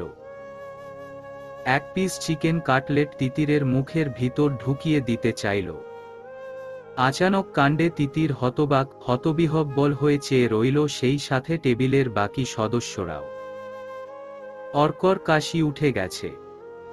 এখন শুভ তড়িঘড়ি করে ওর সামনে পানির গ্লাস ধরে। বেচারা দ্রুত গ্লাস নিয়ে পানিটুকু খেয়ে নেয়। মাশরিফ সবার অবাক দৃষ্টি দেখে চিকেন কাটলেটটা এবার নিজের মুখে পুরে নেয়। সে হাসার চেষ্টা করে বলল, সরি, উনি খাচ্ছিলেন না তাই। রাফি এবার শাসানোর ভান করে বলে, এসব কি ধরনের ব্যবহার মাশরিফ? তুই এভাবে একটা স্বল্প পরিচিত মেয়ের মুখের সামনে খাবার ধরতে পারিস না। ভদ্র হ। রাফির কণ্ঠস্বর কিছুটা জোরেই হয়েছিল, যার দরুন আশেপাশের টেবিলের স্টুডেন্টরাও ফিরে তাকিয়েছে। ওদের তাকানো দেখে এবার রাফি আবার প্রায় তারা চিহ্ন মকে বলে, কি কি দেখছো সবাই? নিজেদের খাবার খেয়ে বের হও। তিতির, তুমি খাচ্ছ না কেন? কোনো সমস্যা? মাশরিফ রাফির দিকে বিরক্তিকর দৃষ্টি নিক্ষেপ করে বসে আছে। রাফি ইশারায় সামনে দেখতে বললে মাশরিফ ভ্রু কুঁচকে সামনে তাকিয়ে দেখে তিতির খাচ্ছে। এবার তার মুখে হাসি ফোটে। রাফির দিকে তাকিয়ে দেখে ছেলে ভাব নিয়ে বসেছে। মুচকি হেসে নিজেও খেতে থাকে। বিকেলের সময়টাতে আজ রাফি, অর্ক, শুভর ডিউটি পড়াতে ওরা ডিউটিতে যায়। মাশরিফ কি করবে? সেও সাথে গিয়ে ওয়ার্ডে ঘুরতে থাকে। ফাঁকে ফাঁকে বৃদ্ধ রোগীদের সাথে কথা বলা ও হাসানো শুরু করে। তিতিরকে ফাইজা, নাদিয়া ও জারিন জোর করে ওয়ার্ড এরিয়াতে নিয়ে এসেছে। সূর্য প্রায় ডুবু ডুবু। কিছুক্ষণ পরেই মাগরিবের আজান পড়বে। ফাইজা একটু বেশি চঞ্চল। হাঁটতে হাঁটতে সে লাফাচ্ছে। বলছে, আমাদের যখন ওয়ার্ডে ডিউটি শুরু হবে তখন আমি শিশু ওয়ার্ডেই ডিউটি নিব। যদি দেয় আর কি। এত ভালো লাগে। ইস, বাচ্চারা কত কিউট হয়। আমি তো রোগীদের মাঝে বয়ফ্রেন্ড খুঁজব। রনকটা আমাকে একটুও পাত্তা দেয় না। ফাইজা ও জারিনের কথা শুনে তিতির মুখে হাত দিয়ে হাসছে। করিডোরে রোগীদের পরিবারের লোকজন ও ওয়ার্ড বয়, নার্সরা চলাফেরা করছে। নাদিয়া বলে ওঠে। শাফকাত বলল, সারাদিনে নাকি ওয়ার্ডে দৌড়াতে দৌড়াতে পা ব্যথা হয়ে যায়। আমার তো ভয়ই করছে। জারিন রম্যস্বরে বলল। শাফকাত। উপোস। শাফকাতকে এখন নাম ধরে ডাকা হচ্ছে। কত ভালোবাসা। আহা। ওদের ফাজলামি দেখে তিতির হাসছে। এরই মাঝে নজর যায় একটা ওয়ার্ডে। মাশরিফকে দেখা যাচ্ছে এক বৃদ্ধার সাথে হেসে হেসে কথা বলছে। বৃদ্ধা মহিলার সামনের পাটির একটা দাঁতও নেই। তার ফোকলা হাসিতে মাশরিফও হাসছে। তিতির কয়েক মুহূর্ত স্থির হয়ে দৃশ্যটা দেখল। কিছু সময় আগে ছেলেটার কর্মকাণ্ডে সে বড্ড বিরক্ত হয়েছিল, কিন্তু এখন মনে হচ্ছে ছেলেটা খুব প্রাণোচ্ছল। নিজের আশেপাশের মানুষকে হাসি খুশি রাখতে ভালোবাসে। এটা দেখে তিতিরও হালকা হেসে আবার বান্ধবীদের সাথে চলতে থাকে। তার মস্তিষ্কে চলছে কিছু একটা। সুজন ও পলাশ লোকমুখে জানতে পেরেছে তিতিররা বাড়ি বিক্রি করে দিয়েছে এবং সেই বাড়ি এক আর্মির লোক কিনেছে। আজ তাই তিতিরকে খুঁজতে ফরিদপুর মেডিকেলে গিয়েছে। খুঁজে খুঁজে তিতিরের দুই বন্ধু হাসিব ও সাইফকে দেখল। কিভাবে এদের জিজ্ঞাসা করবে ভাবতে ভাবতে দেখে হাসিব মেডিকেল কলেজের বাহিরে যাচ্ছে। এই তো সুযোগ। হাসিব টিউশনে যাবে বলে রিকশার জন্য অপেক্ষা করছে, তখনই পলাশ ও সুজন পিছন থেকে হাসিবের কাঁধে হাত রাখে। হঠাৎ এমন হওয়াতে হাসিব ভরকে ওঠে। সুজন পানের পিক ফেলে জিজ্ঞাসা করে, কিরে কেমন আছোস? হাসিব হকচকিয়ে তাকায়। এদেরকে সে চিনে, তাই ওদের হাত ঝাড়া দিয়ে ফেলে দেয়। পলাশ খিকখিক করে হেসে বলে, কি হইল তোর? এমন করস কেন? আপনারা এখানে কেন এসেছেন? পাখির টানে আয়া পড়ছি রে। এখন ভালো পোলার মতো কইয়া ফালাও তো, আমার পাখিরা কই? হাসিব এবার রেগে বলল, লজ্জা নেই আপনাদের? মানুষের পিছনে এভাবে হাত ধুয়ে পড়েছেন কেন? পলাশ বলে, শোনো, পুরুষ মানুষের লাজ শরম থাকে না। লাজ শরম তো মায়াগো ভূষণ। আমরা পুরুষ মানুষ, আমরা হমু লজ্জাহীন। লজ্জা পায়া মায়াগো মতন লুকায় থাকুম নাহি। হাসিবের মেজাজ তুঙ্গে। সে বলে, বেহায়াদেরও লজ্জা থাকে না। জানেন, আপনার ওই ক্যাটাগরির পথ ছাড়ুন। ওদেরকে ছাড়িয়ে হাসিব সামনে একটা রিকশা পেয়ে তাতে চড়ে বসে। হাসিবকে চলে যেতে দেখে সুজন বলে, এই সাকই তো না। ধরতে হইব ময়না পাখির মায়া সই গুলারে। পোলাগুলা ডরায় কম, মায়া গুলায় তো ডরে সব কইয়া দিব। ঠিক কইছস। সকালে একটা ক্লাস শেষ করে লাইব্রেরিতে বসে তিতির ও ওর বান্ধবীরা পরের ক্লাসের পড়া পড়ছে। তখন লিরার ফোনে মেসেজ আসে, হোয়ার আর ইউ গাইজ? তিতির কোথায়? শুভর মেসেজ দেখে লিরা নিজেদের লোকেশন মেসেজ করে দেয়। কিছুক্ষণের মধ্যে রাফি শুভ লাইব্রেরিতে হাজির হয়। প্রথমে একটু অবাক হওয়ার ভান করে বলে, ও তোমরা এখানে? আমি ও রাফি তোমাদের মনে মনে খুঁজছিলাম। জারিন জিজ্ঞাসা করে, কেন ভাইয়া?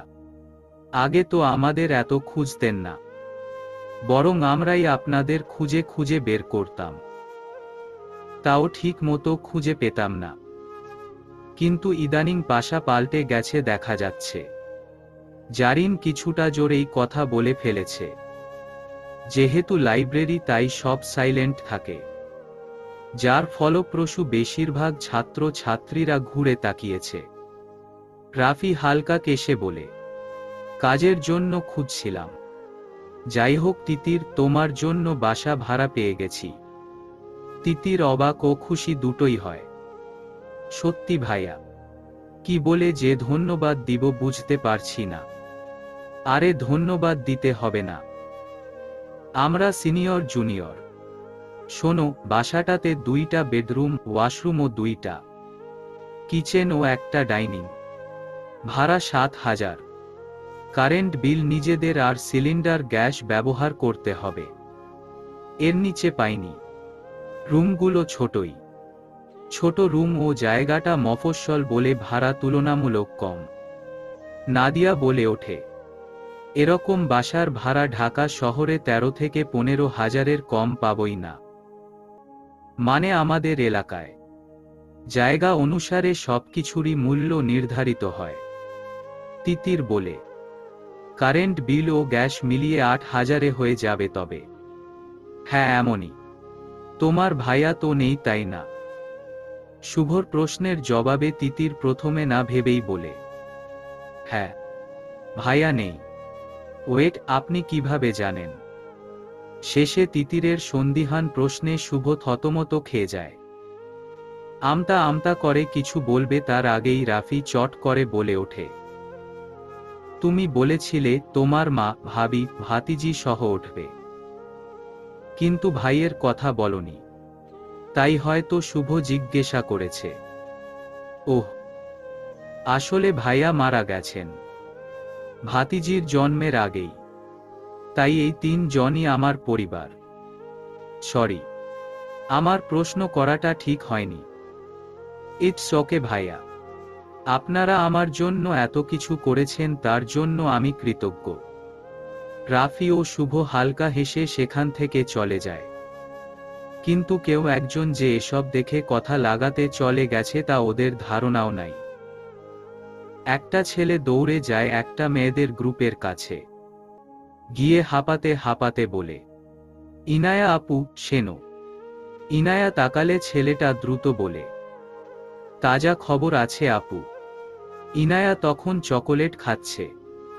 মুখ ভর্তি চকোলেট নিয়ে ভ্রুকুঞ্চন করে হাত দিয়ে ইশারা করে বলতে বলে।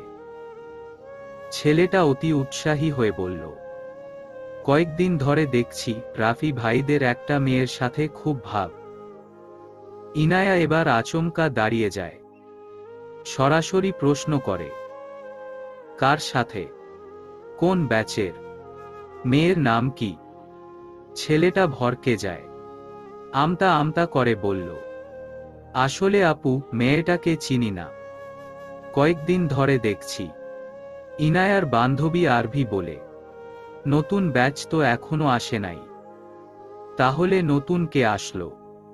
ছেলেটা বলে, রনক, ইমরান ভাইদের সাথে দেখেছি 2 দিন। মনে হয় মাইগ্রেশন করে এসেছে। ইনায়া কিছু চিন্তা করে বলে, মেয়েটার নাম কিরে? অনিক। দেখতে কি খুব সুন্দরী।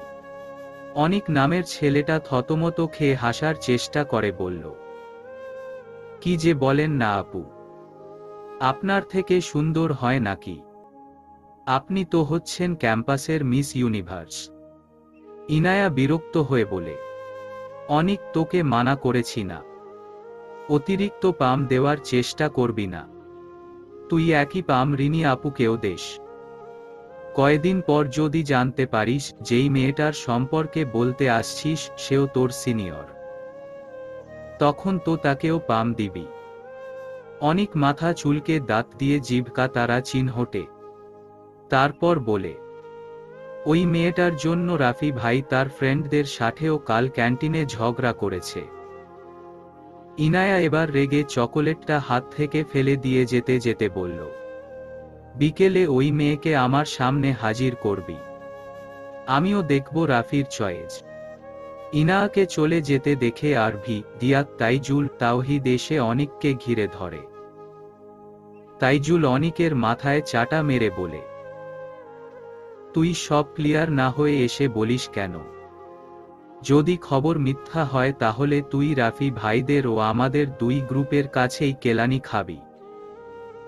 যদি সত্যি হয় তবে আমাদের হাত থেকে বেঁচে যাবি। কিন্তু রহস্য রেখে তাইজুল, তাওহিদরা চলে যায়। ওরাও চলে গেলে অনিক মা তারা চিহ্নথায় হাত দিয়ে বসে পড়ে। আজকে মাশরিফ ময়মনসিংহতে যাবে না। আজ ঢাকায় হেডকোয়ার্টারে যেতে হয়েছে কিছু কাজের জন্য। বিকেলের মধ্যে ফিরতে পারলেও আজ যাওয়ার ইচ্ছে নেই। আগামীকাল ৪ অক্টোবর, নিজের ২৬তম জন্মদিন। তাই আগামীকাল যাবে ময়মনসিংহতে। কাল আবার অভি, রাতুল, রনিতরাও আসবে। ৭ বন্ধু একসাথে হবে। ভোরে বাসা থেকে বেরিয়েছিল, এখন ১২টার বেশি বাজে। ভাবল বোনের বাসায় যাবে একটু। বোনের ছেলেটা ফোন করলেই আসার জন্য বায়না ধরে। বোনের ছেলের জন্য একটা ভিডিও গেম কিনতে একটা শপিং মলের টয় শপে যায়। সেখান থেকে পছন্দ মতো ভিডিও গেম কিনে শপিং মল থেকে বেরিয়ে আসবে তখন একটা লেডিস শপে ঢুকল। দোকানটা নর্মাল স্টোন জুয়েলারি ও হিজাবের। চুড়ি ও দুলগুলো তার নজর কেড়েছে।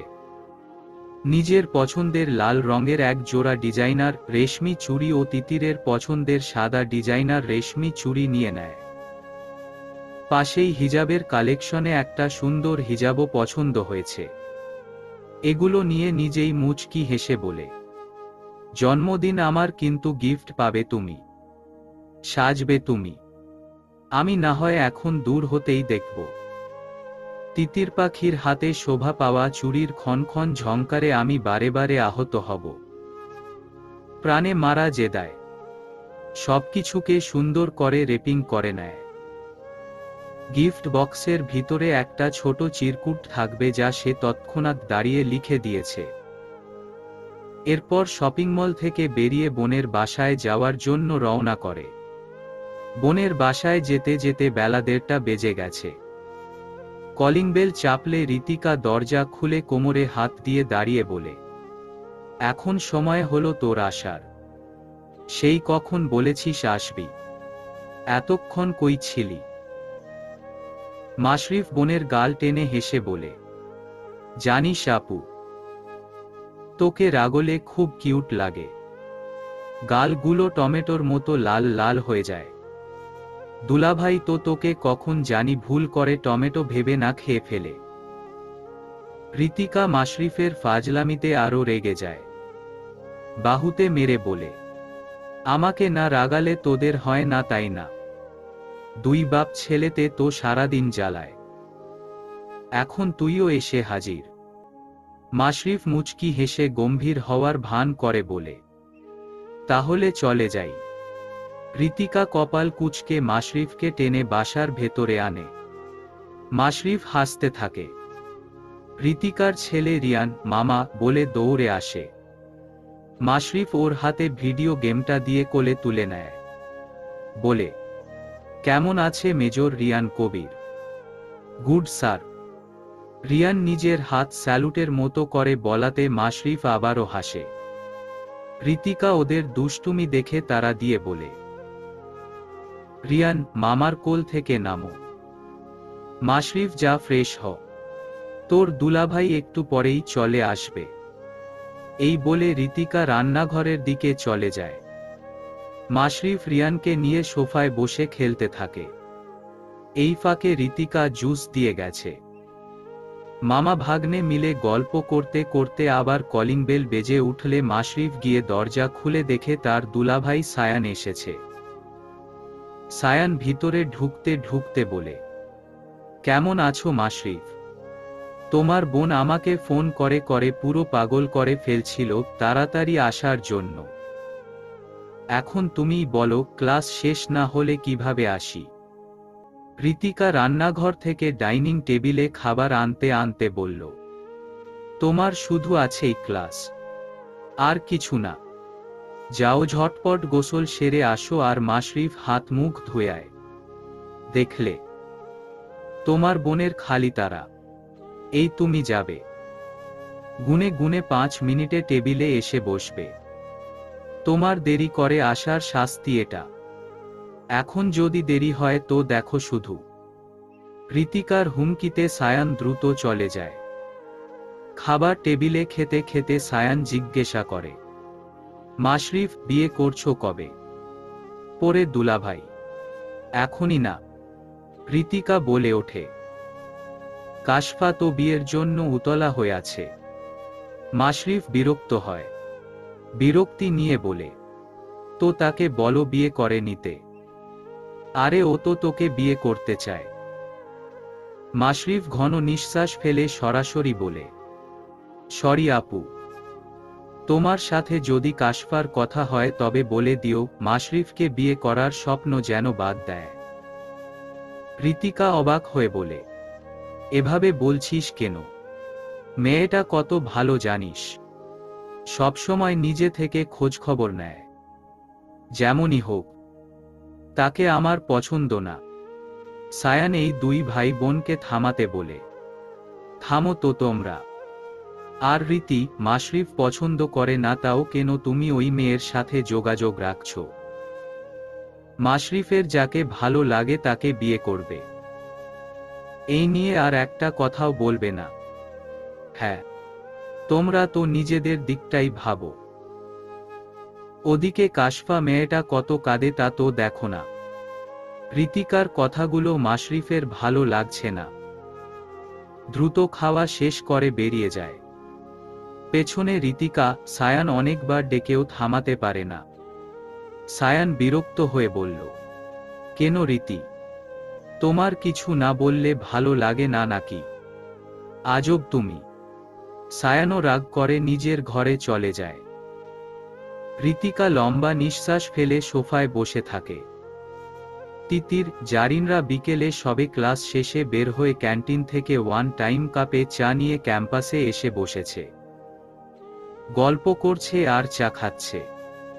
তিতির বলল, বাসা ভাড়া পেয়েছি এইটা মাকে জানানো মাত্রই মা ব্যাগ গুছানো শুরু করে দিয়েছে। মনে হয় কালকেই চলে আসবে। কথাটা বলেই তিতির হেসে ফেলে। লীরা জিজ্ঞাসা করে, তুমি হোস্টেল ছেড়ে দিবে? না, আসলে বুঝতে পারছি না।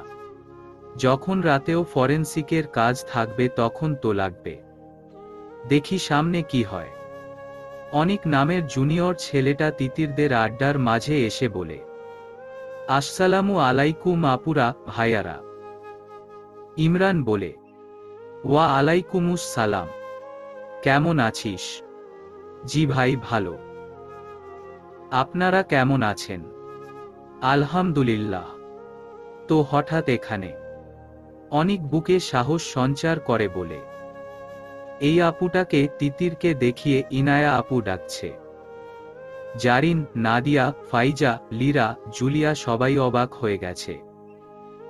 রনক কপাল কুঁচকে শুধায়, ইনায়া আপু হঠাৎ তিতিরকে কেন ডাকবে? জারিন সন্দেহের দৃষ্টিতে তাকিয়ে জিজ্ঞাসা করে, ইনু আপুকে তুমি কিছু বলেছ অনিক? ইনু আপু তিতিরকে ডাকবেই বা কেন? অনিক পড়েছে মহা ফাসাদে। সব সিনিয়ররা এবার তার ব্যান্ড বাজাবে। সারা জীবন সে এভাবেই ধোলাই খেয়ে খেয়ে এসেছে। অনেক ক্যাবলার মতো হেসে বলল, হে হে, আমি আবার কি বলবো? না তো, আমি তো কিছু বলিনি। আমি তো এই আপুকে তিতিরকে উদ্দেশ্য করে চিনিই না।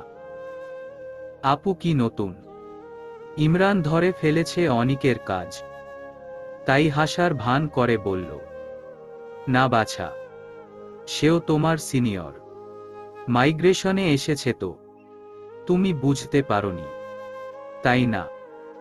অনিক আমতা আমতা করছে দেখে রনক উঠে গিয়ে ওর কাঁধে হাত রেখে বলল, সবাই তোর সিনিয়র, তুই কেন এই ঝামেলাতে যাস? সরি ভাই, আমি বুঝি নাই এই আপুও আমার সিনিয়র। আর হবে না, মাফ করে দেন। অনিকের কাকুতি মিনতিতে ইমরান হাই তুলে বলল, তোর যে আরো হবে সে জানি, যা এখান থেকে, তিতিরের সাথে আমরাও যাব। অনিক দ্রুত স্থান ত্যাগ করে। তিতির এবার জিজ্ঞাসা করে, ইমরান ওকে? আর বলিস না, এই ছেলের স্বভাবই এমন। জুনিয়র রইনায়া আপুরা যা করতে বলে সব করে, এত বাস খায় তারপরেও শুধরায় না।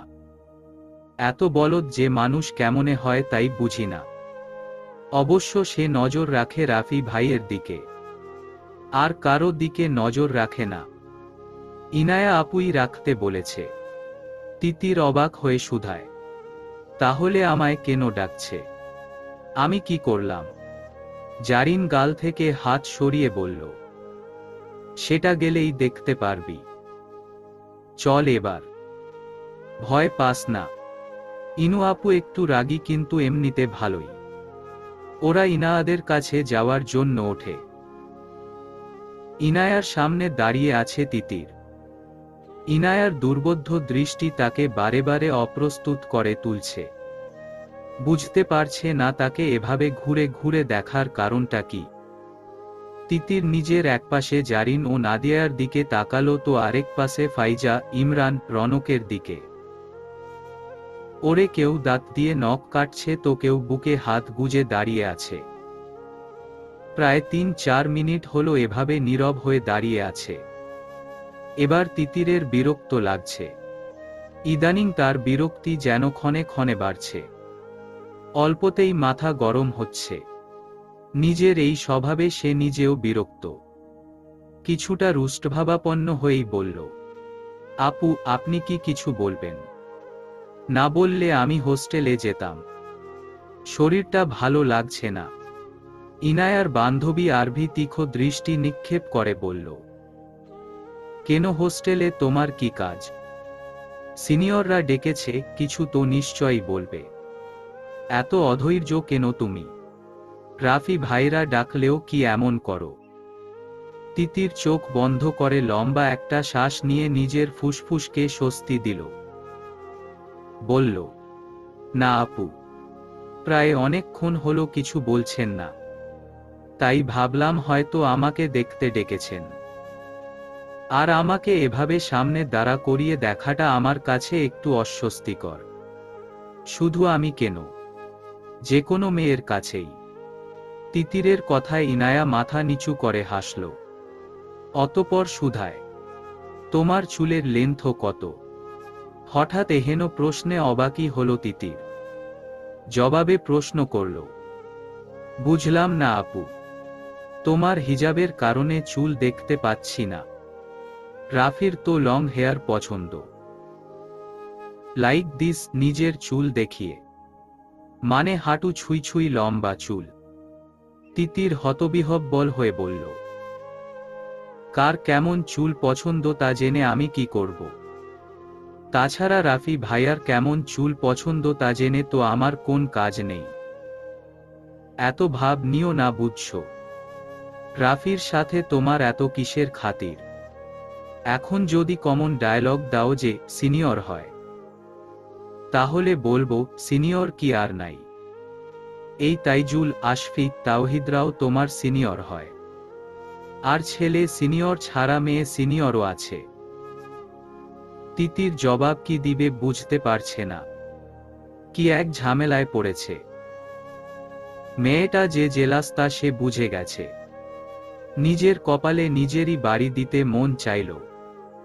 সে নিজের বক্তব্য রাখল, আপু আপনি যা মিন করছেন তার কিছুই না। উনারা আমাকে হেল্প করেছেন, চাইলে আপনি জিজ্ঞাসা করতে পারেন। ওয়েট, এই বলে তিতির হুট করে হাঁটা ধরল। হেঁটে কই যেন যেতে লাগল। ইনায়া তিতিরের আকস্মিক চলে যাওয়াতে যারপর নাই অবাক হল। ইনায়া বলল, ও এভাবে চলে গেল কেন? আমি কি ওকে যেতে বলেছি? লীরা হাসি চেপে বলল, she will be back. Maybe Rafi ভাইকে বলতে গিয়েছে। ইনায়ার চোখ বড় বড় হয়ে যায়। হড়বড়িয়ে বলল, আজব, আমি কি ওকে বলেছি রাফিকে ডাকতে? আমাকে না বলে চলে গেল কেন? ইনায়ার এবার টেনশন হচ্ছে। রাফি ওকে সহ্য করতে পারে না। এতবার নিজে বেহায়া সেজে প্রপোজ করল, কিন্তু তাও লোকটার ভাব কমে না। বারবার নীরবে পাত্তা না দিয়ে চলে যায়। ইনায়ার এখন নিজের চুলি নিজের ছিঁড়তে মন চাচ্ছে।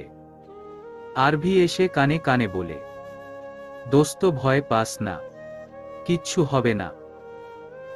রাফি ভাইকে বলবি যে? কি বলবো? এই কি কি? আরভি নিজেও মাথা চুলকে বোকার মতো বলল, কি বলবি? কিছুই বলবি না। ইনায়া এবার আরভির দিকে বিরক্তির দৃষ্টি নিক্ষেপ করল। আরভি হাসার চেষ্টা করে বলল, আই লাভ ইউ বলে দিবি? ব্যাস, তারপর যা হয় হোক। দেখবি সে এবারও কিছু না বলে চলে যাবে। ইনায়ার দুশ্চিন্তা থামছে না। প্রায় 5 মিনিট পর তিতির, রাফি, শুভ, অর্ককে নিয়ে এসেছে। আসলে ক্যান্টিন থেকে বের হওয়ার সময় এদেরকে ক্যান্টিনের দিকে আসতে দেখেছিল।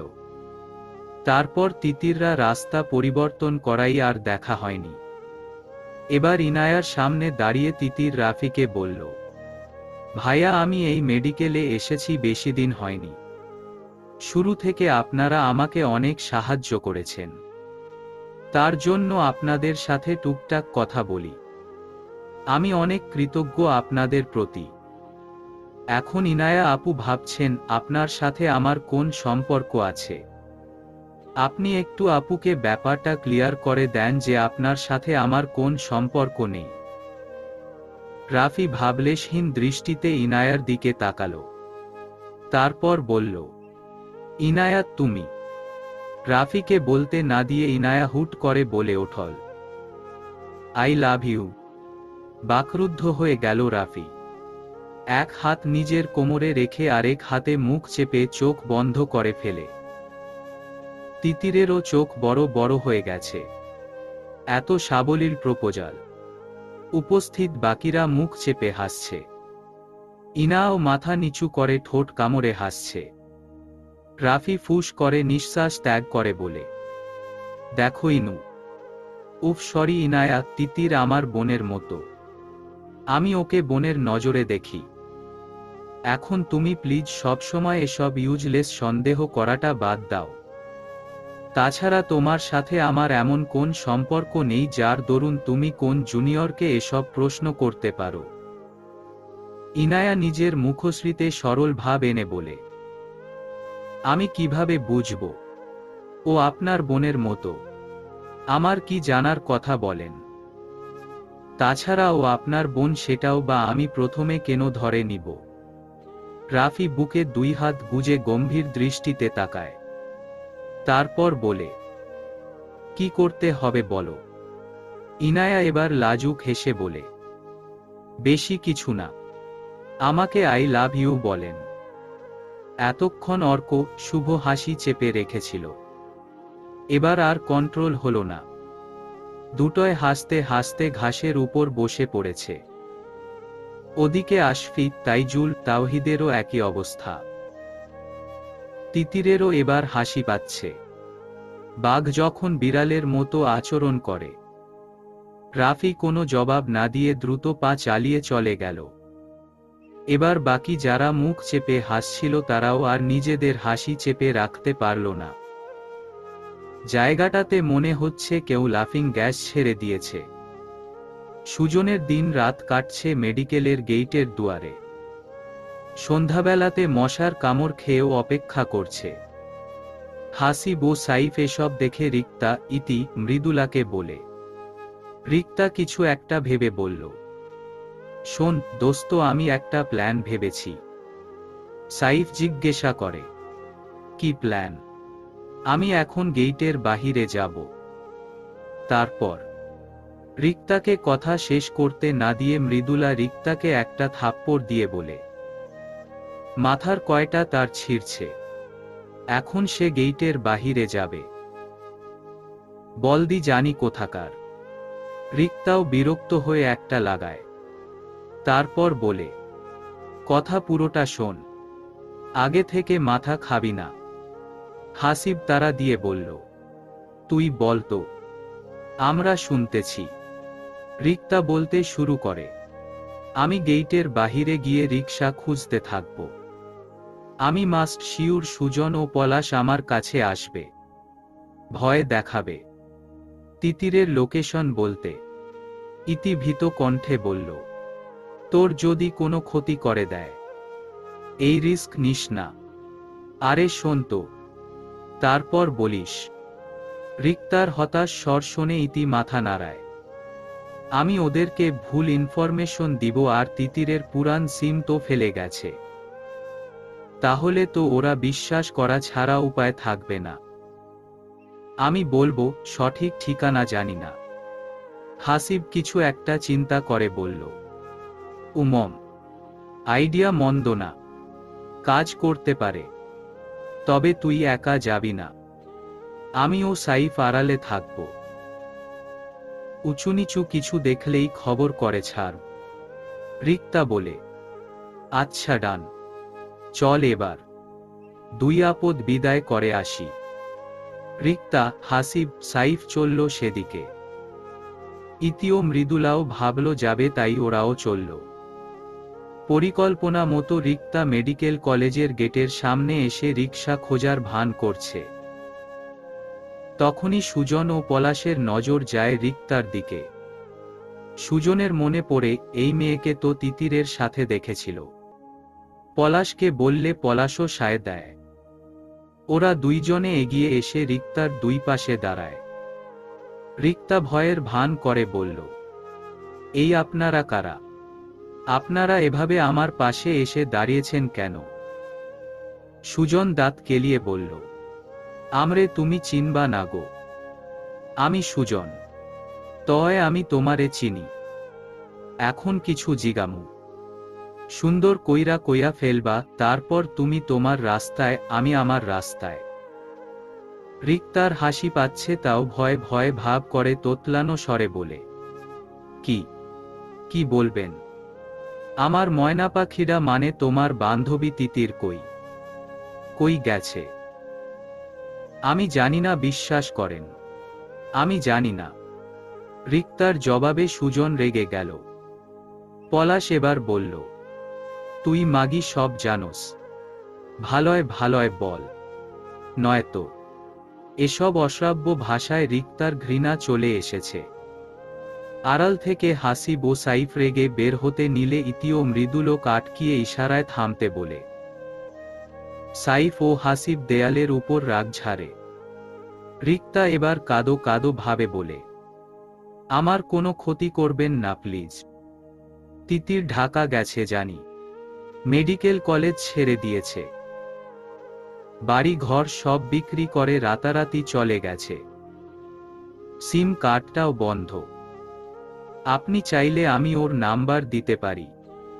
বিশ্বাস করুন, আমাদের জানায়নি। সুজনের বিশ্বাস হয় না। সত্যি কইরা ক, তুই মিছা কথা কইবি না। রিক্তা কাকুতি মিনতি করে বলে, আপনিই বলুন, ও নিশ্চয়ই চাইবে না আপনারা ওর পর্যন্ত পৌঁছান, তাই না? আর আমরা তো এই শহরে বাছি, আপনারাও আছেন, তাহলে আপনারা যে আমাদের থেকে খবর নিবে তা কি বুঝবে না? তাহলে ও আমাদেরই বা কিভাবে বিশ্বাস করবে? 2 বছরের পরিচয় মাত্র, আমরা তো আর ওর আপনজন না। আপনজন হলে কি আমাদের রেখে যেত? আপনারা হিয়ার সাথে যা করতে চেয়েছিলেন, আর এলাকাবাসী কেউ সাহায্যে এগিয়ে আসে নাই, তাহলে কোন হিসাবে থাকবে? তাই কাউকে না জানিয়ে নিরুদ্দেশ। সুজন ও পলাশ ভাবতে থাকে। ওদেরকে ভাবতে দেখে রিক্তা বোঝার চেষ্টা করল যে ওরা কি বিশ্বাস করছে কিনা। এবার মৃদু স্বরে বলল, ভাইয়ারা প্লিজ আমাকে ছেড়ে দিন। আমি যা জানি সব আপনাদের বলেছি। ও মেডিকেল ছেড়েছে আর আমাদেরও ছেড়েছে। বাবা, ভাই, স্বামী হারা মেয়ে কিনা। ওর আর বাহিরের সম্পর্কের প্রতি মায়া নাই। পলাশ ধমকে বলে, তোরে কি আমরা ধইরা রাখছি শালা? যা ভাগ, নাইলে তোরেই তুইল্লা লইয়া যামু। রিক্তা মানে করে কিছুটা দূরের একটা দোকানের দিকে চলে গেল। কিছু সেকেন্ড দাঁড়িয়ে থেকে সুজন ও পলাশও চলে যায়। বাসায় ফিরে মাশরিফ গম্ভীর হয়ে বসে আছে। মাশরিফকে গম্ভীর মুখে বাসায় ঢুকতে দেখে মহিমা বেগম বেশ চিন্তিত হলেন। ঘরের দরজাও বেশ শব্দ করে লাগিয়েছে। মহিমা বেগম বার কয়েক ডেকে সাড়া না পেয়ে মেয়ে ঋতিকাকে ফোন করলেন। ঋতিকা তাকে কিছুটা বলল। এবার মহিমা বেগম মাশরিফের ঘরের সামনে গিয়ে কয়েকবার টোকা দিলেন। ভেতর থেকে মাশরিফ বলল, মা যাও, আমি একটু একা থাকতে চাই। কপালে হাত রেখে শুয়ে আছে সে। মহিমা বেগম আবারও ডাকলেন। মাশরিফ এবার জবাব দিল না। এবার মহিমা বেগম বলে উঠলেন, তুই আমার উপর রাগ দেখাচ্ছিস কেন? আমি কি তোকে কিছু বলেছি? দরজাটা খোল না। বারবার ডাকাতে মাশরিফ বাধ্য হয়ে উঠে দরজা খোলে। দরজা খুলে দিয়ে বিছানায় গিয়ে বসে পড়ে। মহিমা বেগমও ছেলের পাশে বসলেন। ছেলের মাথায় হাত রেখে বললেন, আমার ছেলে তো এত রাগে না। ঋতিকা বললেই কি তোকে আমি বিয়ে দিব নাকি? অন্য কোনো কারণ আছে কি? বল আমাকে। মাশরিফ চোখ মুখ কুঁচকে নিল। মাকে বলল, কিছু হয়নি। তবে এটা মনে রেখো, আমি নিজের পছন্দের বাহিরে বিয়ে করব না। আমার তো তাকেই লাগবে যাকে আমি ভালোবাসি। তা যদি মানতে না পারো তবে আমাকে কখনো বিয়ের কথা বলবে না। আর তোমার মেয়েকে বলে দিও কাশফার চিন্তা বাদ দিতে। কাশফার সম্পর্কে আমার কানের কাছে যেন ঘ্যান ঘ্যান না করে। এক জীবনে আমাকে কেউ ভালোবাসলে তাকেও যে আমার ভালোবাসতে হবে এমন তো না। আমি যার কাছে মানসিক শান্তি পাব আমি তাকেই ভালোবাসব। তার ত্রুটিগুলোকে নিয়েই তাকে ভালোবাসব। আমাকে যদি শখানেক মেয়ে ভালোবাসে তবে কি আমিও ওই শখানেক মেয়েকেই ভালোবাসব বা বিয়ে করব? আজব তোমার মেয়ে। আপু যে ইমোশনালি উইক এটা ওই ধুরন্ধর কাশফাও জানে। তোমাকে আগেই বলে রাখলাম, আমাকে যতই ইমোশনালি ব্ল্যাকমেইল করো না কেন আমি নিজের পছন্দ থেকে এক পাও বিচ্যুত হব না। বেশি বাড়াবাড়ি করলে বাবার মতো চলে যাব। বাবা তো মিশনে সতারা চিহ্নহীন হয়েছেন, আমি স্বেচ্ছায় চলে যাব। মহিমা বেগমের হৃৎপিণ্ড ধক করে ওঠল।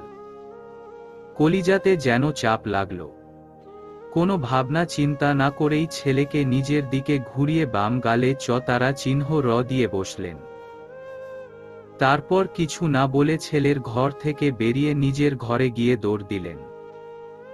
মাশরিফ গালে হাত দিয়ে মাথা নিচু করে আছে। তার এখন বোধোদয় হয়েছে সে যে শেষোক্ত কথাগুলো মোটেও ঠিক বলেনি। এসব তার বলাটা অন্যায় হয়েছে। সে জানে তার মা এখন কাঁদছে। দেয়াল ঘড়িটির দিকে তাকালো। ৮টার কাঁটা ছুঁই ছুঁই। আর ৪ ঘন্টা পর তার জন্মদিন শুরু হবে। জন্মদিনে মা রাগ করে থাকবে তা সে কিছুতেই মানতে পারবে না। তাই প্রথম প্রহরে মায়ের রাগ তাকে ভাঙাতেই হবে। তিতির রিক্তাদের থেকে সন্ধ্যার সময়কার কাণ্ড শুনে হাসতে হাসতে নাজেহাল অবস্থা। তিতির বলল, যা, শয়তানগুলা বৃহৎ ঢাকা শহরের অলিগলি খুঁজে ফিরুক। তারপর দেখবি না পেয়ে মাথা থেকে এই ভূত নেমে যাবে। মৃদুলা রিক্তা হাসিতে তাল মেলারেও ইতির মন মানছে না। সে চিন্তিত কণ্ঠে বলল, এখন ডিজিটাল যুগ। এখন মানুষ অলিগলি পায়ে হেঁটে খোঁজে না। খোঁজ করে ইন্টারনেটে। আর ইন্টারনেট সবাই ব্যবহার করে। ওরা যদি ফেসবুকে তোর ছবি দিয়ে দেয়, তখন যদি সেটা তোর আশেপাশের কেউ দেখে, তখন তখন তো তোর খোঁজ পেয়ে যাবে। তিতিরও ভাবনায় পড়ে গেল। কিন্তু অত দূরদর্শী চিন্তা সুজন পলাশদের ঘটে আসবে না বলে ভাবল। সে বলল, আরে ওরা হচ্ছে ছিচকে চোরের মতো। একটা ঘটনা ঘটিয়ে 1-1.5 মাস নিখোঁজ থাকে। ওরা সুযোগ সন্ধানী। কয়দিন খোঁজ করে দেখবি থেমে যাবে। ওদের অত ক্ষমতা নাই। ক্ষমতা থাকলে তো আমরা ফরিদপুর ছাড়ার আগেই আটকাতে পারত। রিক্তা ও মৃদুলাও তিতিরের সাথে একমত। ইতি লম্বা নিঃশ্বাস ফেলে বলল, জানি না রে। আচ্ছা বাদ দে, আমি একটু বেশি দুশ্চিন্তা করি। বাসা তো পেয়েছিস? আন্টি, হিয়া ও হায়াত কি কালকেই চলে আসবে? হ্যাঁ, মা বলেছে সকাল সকাল বাসে উঠবে। হাসিবকে বলবো 2টা খাট, আলমারি, শোকেস, সোফা সেটটা পাঠিয়ে দিতে। ট্রাকের লোকদেরও বলে দিতে বলবো যাতে বাসার ভিতরে জায়গামতো সব ঠিক করে রাখে। আমরা 3টা মেয়ে অত সব টানাটানি পারবো না। কালকেই সব সেট করে উঠে পড়ো। একটা ভালো চুলা কিনতে হবে। আগেরটাতে গ্যাস লিক হতো, সেই ভালো। তবে আমার মনে হয় কি আন্টিদের পরশু আসতে বল। দেখ গোছগাছ করতে হবে। হায়াত তো বাচ্চা, ধুলোবালিতে প্রবলেম হবে। তুই গ্যাপের মধ্যে গিয়ে ঘোরদোর ঝাড়ু দিয়ে আসলি। মৃদুলার কথায় তিতিরেও মনে হলো। সে বলল, তাহলে মাকে ফোন করে বলি।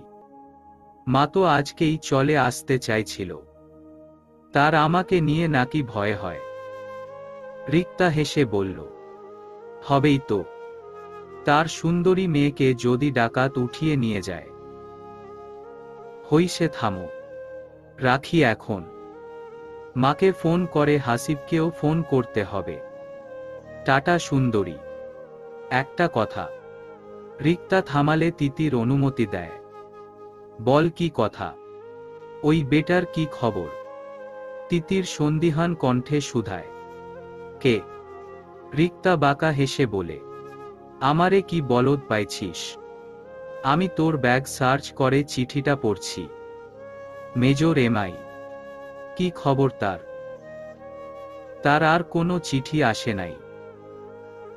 তিতির দীর্ঘশ্বাস ফেলে অতঃপর বলল, আমি তার কি হই? সে আমাকে কেন চিঠি দিবে? প্রথমটা হয়তো অতি আবেগে দিয়েছে, তারপর তিক্ত বাস্তবতায় সরে গেছে। অবশ্য তাতে আমার কিছু যায় আসে না। রিক্তার চোখ মুখের উচ্ছ্বাস মুহূর্তেই মুষরে গেল। কিছু বলতে নিবে তার আগেই তিতির তারা দেখিয়ে কল ডিসকানেক্ট করে দিল। ফুস করে নিঃশ্বাস ফেলে হাসিবকে কল লাগায়। হাসিব ও সাইফের সাথে কিছুক্ষণ কথা বলে জিনিসপত্র পাঠাতে বলে কথা শেষ করে। এখন কথা বলবে মায়ের সাথে। মাকে ফোন করলে তিতিরের চাচাতো বোন তিহানা ফোন রিসিভ করে। রিসিভ করেই সালাম দিয়ে বলল, কেমন আছো তিতির আপু? তিতিরও সালামের জবাব দিয়ে বলল, আলহামদুলিল্লাহ। তুই কেমন আছিস? আমিও আলহামদুলিল্লাহ। মা কই রে তিহু? বড়মা তো সব গোছাচ্ছে। তোর বড়মাকে ফোনটা দে তো। তিহানা গিয়ে ফোনটা নাজমা বেগমকে দেয়। নাজমা বেগম ফোন কানে নিয়ে বলেন, হ্যাঁ বল। মা, তোমরা কাল এসো না? পরশু আসো। নাজমা বেগম অবাক হয়ে গেলেন। জিজ্ঞাসা করলেন, কেন রে? কালকে আসলে কি সমস্যা? আজকে আসতে চাইলাম, আসতে দিলি না। আবার কালকেও মানা করছিস কেন? তিতির মাকে বলল, ঘর গোছাতে হবে না। আর হায়াতকে কিভাবে রাখবে? ধুলোবালিতে ওর তো অ্যালার্জি হবে। আমরা আসলে তোর সাহায্য হবে। হায়াতকে হিয়া রাখবে। এরই মধ্যে তিতিরের চাচি রোকসানা খানম এসে বললেন, ওরে তিতির, তোর মাকে বলে লাভ নেই, সে তোকে নিয়ে খুব দুশ্চিন্তায় থাকে। আমি এত করে বললাম 2 দিন আরও থেকে যান, শোনেই না। তিতির এবার মাকে অসন্তোষ নিয়ে বলল, তুমি কাকির কথা শোনো, পরশু আসবে, আর আমাকে নিয়ে চিন্তার কি হলো? আমি থাকি হোস্টেলে, আমার সাথে কত মেয়েরাই থাকে, আমি তোমার কোনো কথা শুনতে চাই না। তুমি কালকে আসবে না, আমি কাল সব ঠিকঠাক করব, তারপর আসবে। কিন্তু, কোনো কিন্তু না। সিজন চেঞ্জ হচ্ছে, আবার ধুলো বালিতে হায়াতের ঠান্ডাও লাগবে। হিয়াকে ফোনটা দাও। ফোনটা লাউড স্পিকারে ছিল।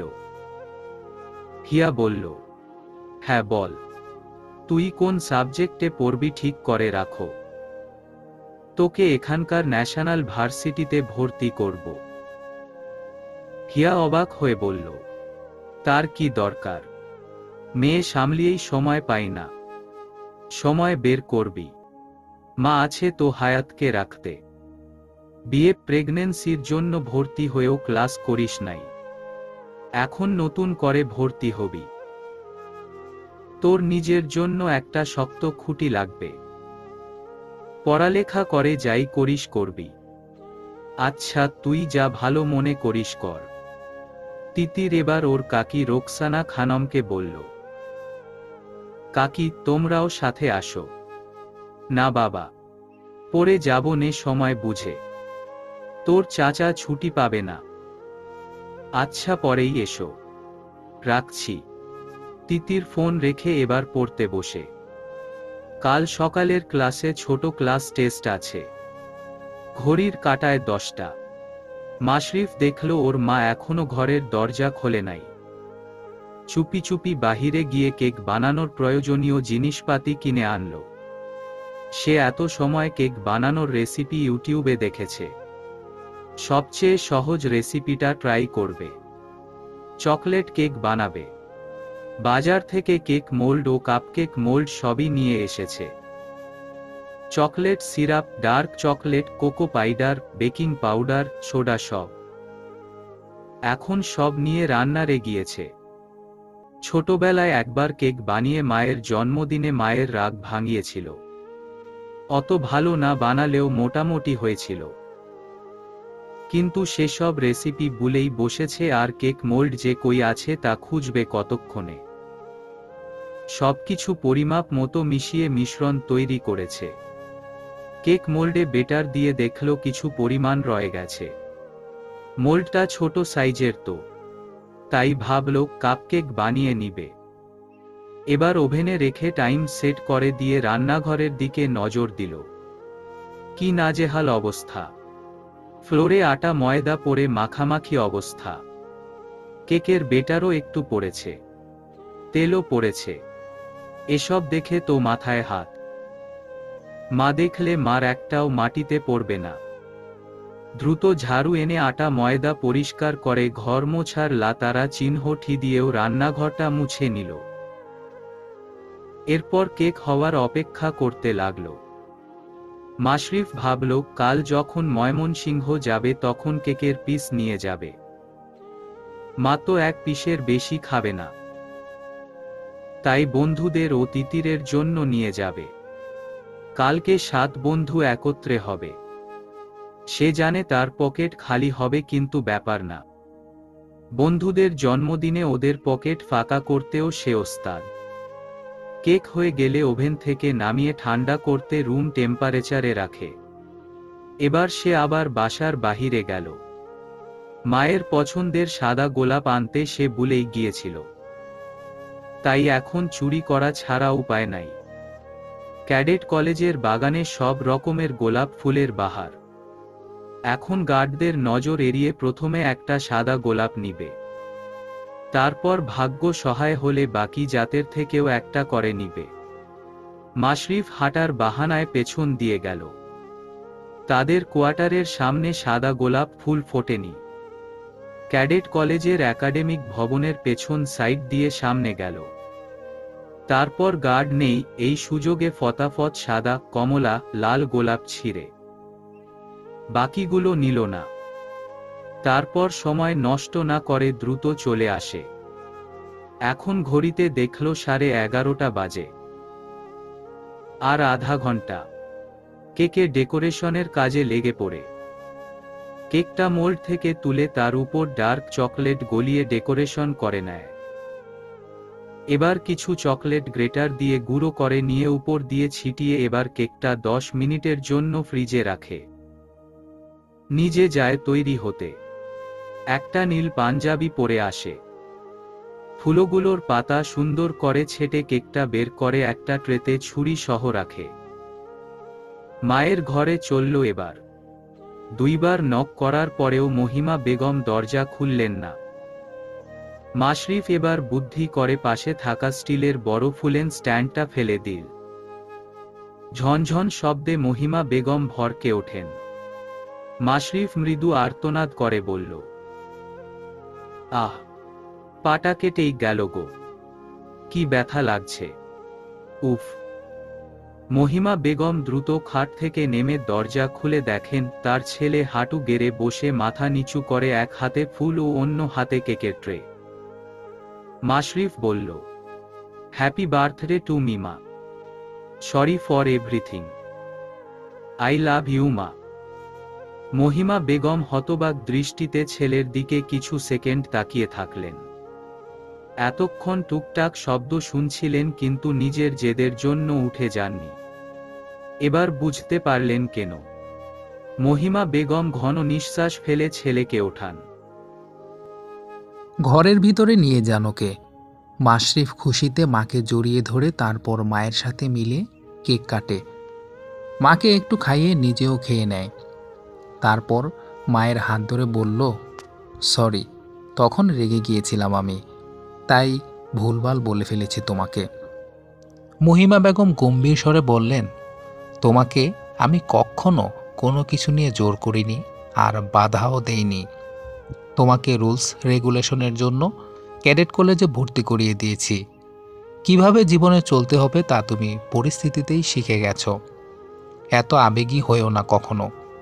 তোমার বাবার মৃত্যুর পরেও আমি কিন্তু এখনো বেঁচে আছি। মানুষটাকে ভালোবেসেই তো সব ছেড়ে দিয়েছিলাম, তাই না?